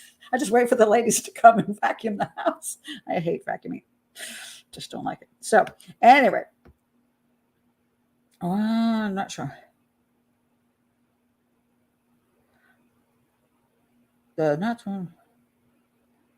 I don't understand what that even means, so I can't go there with that. Oh my God, Hollywood is up. Yeah, my family member went through same thing with the screenplay. Hollywood, television, the whole publishing industry. All things they're very difficult industries that are basically a crapshoot if you get lucky and get successful. And it's sad because what's happened in all these industries is they've taken away the ability for mid-level people to survive, and they only have like the top. Same thing with YouTube. I mean, it should be that there's the big millionaire, the guys who make $1 million, and that's great. They're just fabulous and incredible. And then there should be people who can make a living. But what's happening is they take away the people that can make a living and only have the top. And that's the same thing they do with television and Hollywood and screenplays and publishing. It's just kind of sad because, it's either literally all or absolutely nothing. And we shouldn't take away the ability to, just earn a living and be able to put out a product and, not have to sacrifice 10 years of one's life making no money for the golden ring, that you just might get lucky. It's just kind of sad. So, I know. So anyway, nobody came. Not Farrah Fawcett. No. It wasn't Farrah Fawcett. Oh my God, I can't remember. The blonde. I'm going to have to look that up and talk about that on when I do the hangout because I can see her in my head. Yeah, she did. She was a blonde, but she looks very much like me in my old days. And what? You're kidding me. How would they work on that pilot? My relative may have worked on that Trooper pilot. I'll see what I can find out. Man, if you could find out anything, I'd appreciate it. I just want to see a copy of it. Just one time. There's 2 copies. There's 2 different pilots. I mean, I think that being the author of the book they made the show about, don't you think they could have sent me a copy of the pilots? It doesn't work that way. It's sad. on some of the comments, I don't know what Honey West. I don't know who Honey West is. Oh, now see, now I'm going to be bothered. Now see, I'm going to go over to Google now and just see if I can find out who the heck the blonde is. The blonde, she was I don't know if she was a Supergirl or was she, okay, blonde actress. I got to put in this. I love Google for this. Superhero, I'm going to put 1970s because I think that's when she was around. Let's see if I get lucky. Okay, who would it be? No. Wow. Okay, I have no clue. They're not coming up with anything. Maybe it was the 80s. No, it was the 1970s. Okay. Oh my God. Thank you. Yes, Lindsay Wagner.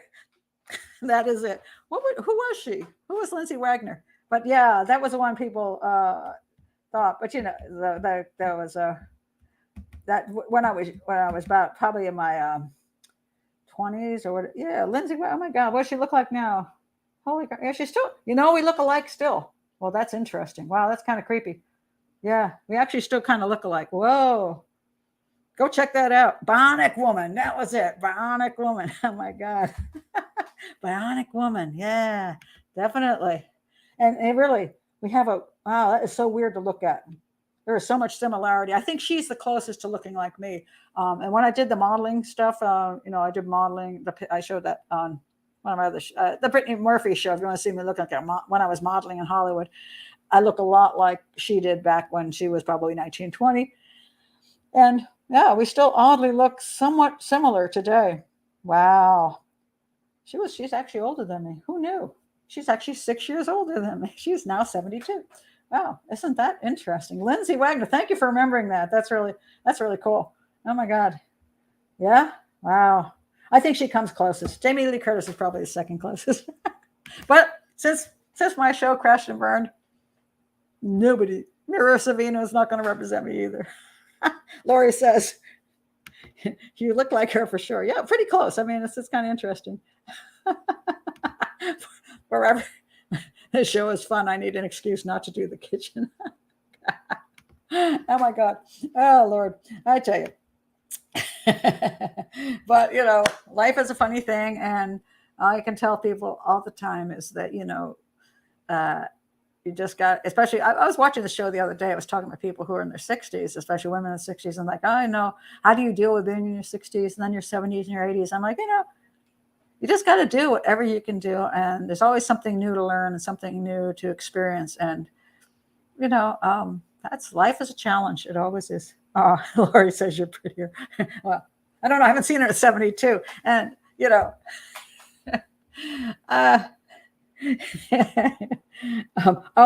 is true. That is true. Monopoly after monopoly. It is. I mean, it's yeah, it is. Sadly. Let's see. Oh, I don't know. What about Barry Murphy? And I know I'm going to have to look into that whole case because right now I think what we're getting with the Barry Murphy case, he is clearly the number one suspect. I don't quite know what's happening with that case. The problem they're going to have with that case is the usual problem when you have a suspect, you're pretty damn sure did it, but you just can't prove it because no prosecutor wants to go to court if they can't win, So it's tough. I mean, there's not enough evidence at this point to prove anything. They have no body. They don't have DNA. They don't have enough. And they may have a lot, but they don't have enough. And so, I don't know. I haven't looked into the DA's issues. I haven't gotten into all of that. And I don't know that I want to. I don't know what that all is about. So that's cute. That's a nice statement. Do your own thing in your own time. I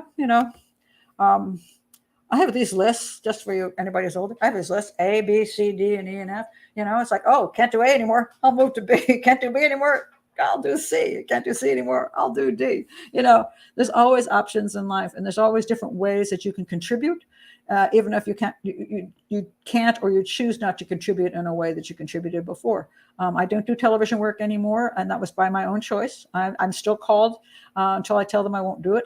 I got called even recently. Hey, can you do this show? Can you do that show? And my answer is, No, because I chose to step down from TV because I don't control the content and the agendas, and I don't like what I see happening, and they don't want to pay either. So it's like I'm kind of tired of doing your sort of dirty work, but I never did their dirty work. I did my own work, and but still they could edit me, and they could have people attack me on panels, and I decided against it. I decided I would rather not, and I quit that quite a few years ago, and only now, this year I decided to do the YouTube, and now I have a new way to reach out to the public, which is kind of interesting and different and neat. So that's cool. So, so anyway, okay, I'm going to close it up for tonight. I got to go eat my little dinner, and so I'm hoping I don't find that when I go back. I should check that right now. I'm going to check that right now. Just let's see how many people have now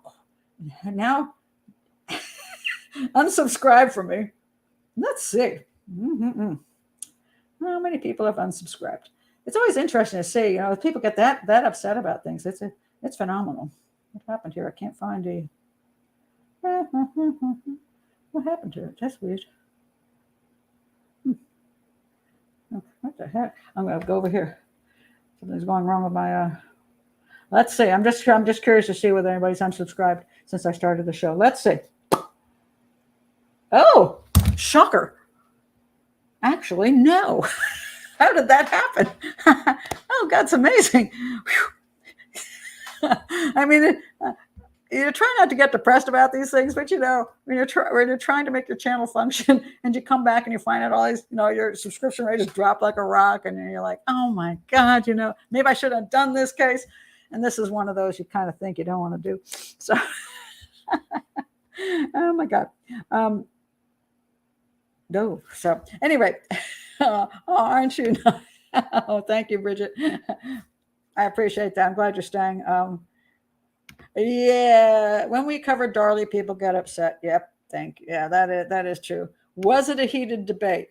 That's nice. I love the access to you. You're always an inspiration. I hope so. And I just, it's sometimes it's just unfortunate that we can't have a good time and learn and share without getting all cranky, and getting very, very vicious. And I don't see the necessity for that.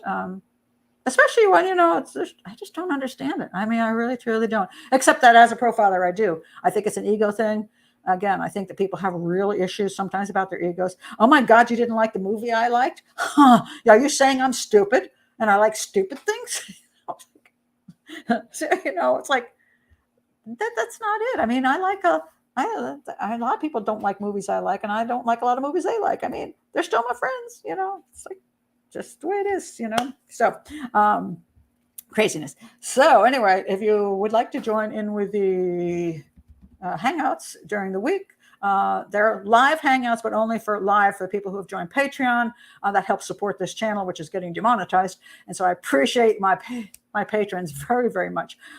But if you do join that at the third level, then you can participate in the live part. If you don't want to pony up that level, then you can always see the live thing later, because I always put it public later. You just can't hang out during that section. But if you want to support in any other way, please, pick a lower membership level, even $1. Hey, it supports the channel. And I say, if you don't want to support that way, you can always buy a book, and it's $2.99, and you can always just subscribe and share. I want to point out share before I go. People forget to share. If you're in a group that is interested in Darlie Routier or Amanda Knox or Madeleine McCann or any of these subjects, or just criminal profiling, especially students, if a whole thing that people are interested in crime analysis, share my channel with them, or share a particular video with them. Bring them over, and it doesn't cost you anything to share, and that way you can support the channel by bringing more people to the channel so that I don't have to go away. So anyway, you're fun and not nasty, but honest and direct. Oh, thank you. Hopefully people can live with that. Yeah, I try not to be nasty. I mean, try not to be. Wait, I'm old too. There is no old. I refuse to go old. I mean, oh, really? Seriously? Aw, Stay fabulous, Pat. Thank you, Lorca. You're always an inspiration. I have so many friends who went into criminal justice because of you. Wow, that's a cool thing. I mean, that's really neat. Don't go away, she says. Oh, that's great.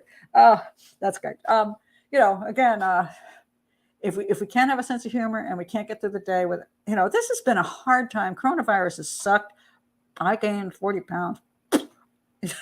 I'm a fatty now, and I'm not happy about it. But it's coronavirus time, and I felt trapped, and I felt depressed, and a lot of people, struggling through this whole little freaking nightmare we're all in. And at the same time, the rest of the world goes on. Our need to work, our need to socialize, our need to be with our families, our need to help out in the world. All kinds of things keep going on. So, for goodness sakes, if we can at least be nice and smile and not take offense to everything, we're in a lot better place for doing that, because otherwise we lose our damn minds. And I don't really want to lose my little mind. I try, but anyway. So how old are you, Pat? Yeah, I am that old. I am 66. Moi is ancient. 60. We're not ancient. I'm 66. I'm still moving. I play pickleball and table tennis. I have a good time, even though I gained weight. I'm like, damn, I don't know if I can run around this court. And I was like, oh, I can still move. Okay, so I just need to lose the weight, but at least I can still move around. And I hope to lose the weight and be healthier by the end of whatever year, maybe in a year.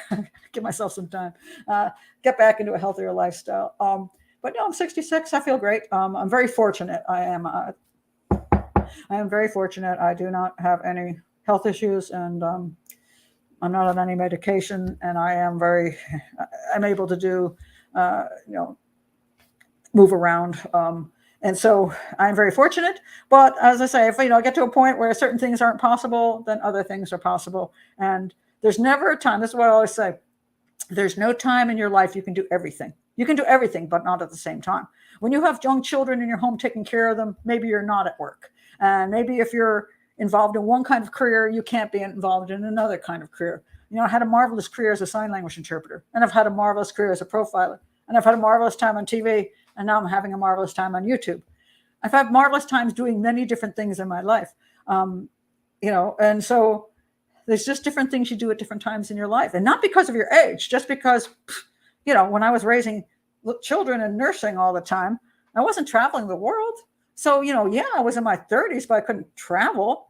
And then my kids grew up, and I managed to go to India many times, and to China, and to Mongolia, and Mexico, and Hawaii. And I traveled because I could, not because of age, but just because I could. And during coronavirus, I did make it to Miami and to the West Coast. So I didn't get to go to India this year, but I did other things. So I got fat. But, there's always something you can do. If you're in a wheelchair, you can do things.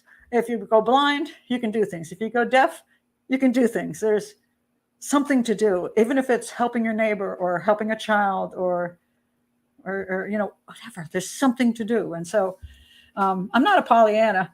I work with crime, so I'm not a Pollyanna. I know sometimes things can be rough. I understand depression. I say I've been depressed this year. Luckily, not suicidal, just depressed. And I'd wake up in the morning, look out my window, and go, crap, I'm still in this house. I'm so tired of being in jail. So I'm human, and we're all human. But I just hope that no matter what age we are and what situation we're in, we can find some way to feel that we're offering something to the world and that the world is offering something to us. So that's just my thought. So anyway, I'm going to go now. Got to go eat. I'm having a salad. I'm having a salad. I'm not going to go to 7-Eleven and buy those taquitos. No, I'm having a salad. Oh my God. So anyway, going now. Really, really going now. So your weight's okay. No, it's not. I'm 180. I should be 140. I'm 180. I'm fat. Okay. It's a fact, So, that's why do you think I'm not showing anything above my boobs, below my boobs. Just try to stop here. I try not to raise my arm. Oh my God, don't do that. So anyway. But next year, if I do what I'm supposed to do, I'm going to start my look how I lost 40 pounds channel. Don't I look great now? So we'll see what happens. I'm only eating the salad, Bridget. Only eating the salad. And sister, I don't believe there are people watching me through my television set. I don't think they can tell if I eat something else. But no, just a salad. Anyway, I will see everyone who is able to come to hang out as part of Patreon. I'll see you on probably Wednesday, but it's always Wednesday or Thursday, so we'll see what happens. And thank you, Martin. Bon appetit to me too. Yeah, you're like at midnight, so you're not going to eat. So, what year is it? What year is it? Is it? You want to know what year it is now? I think it's 2021, but don't quote me on that. So anyway, I'm going to end the broadcast. Yeah, there it is. End broadcast. And so I'll see you next time, guys. Hopefully on a less controversial case so that people don't have to hate me. I don't have to block people. I hate doing that. So anyway, see you next time.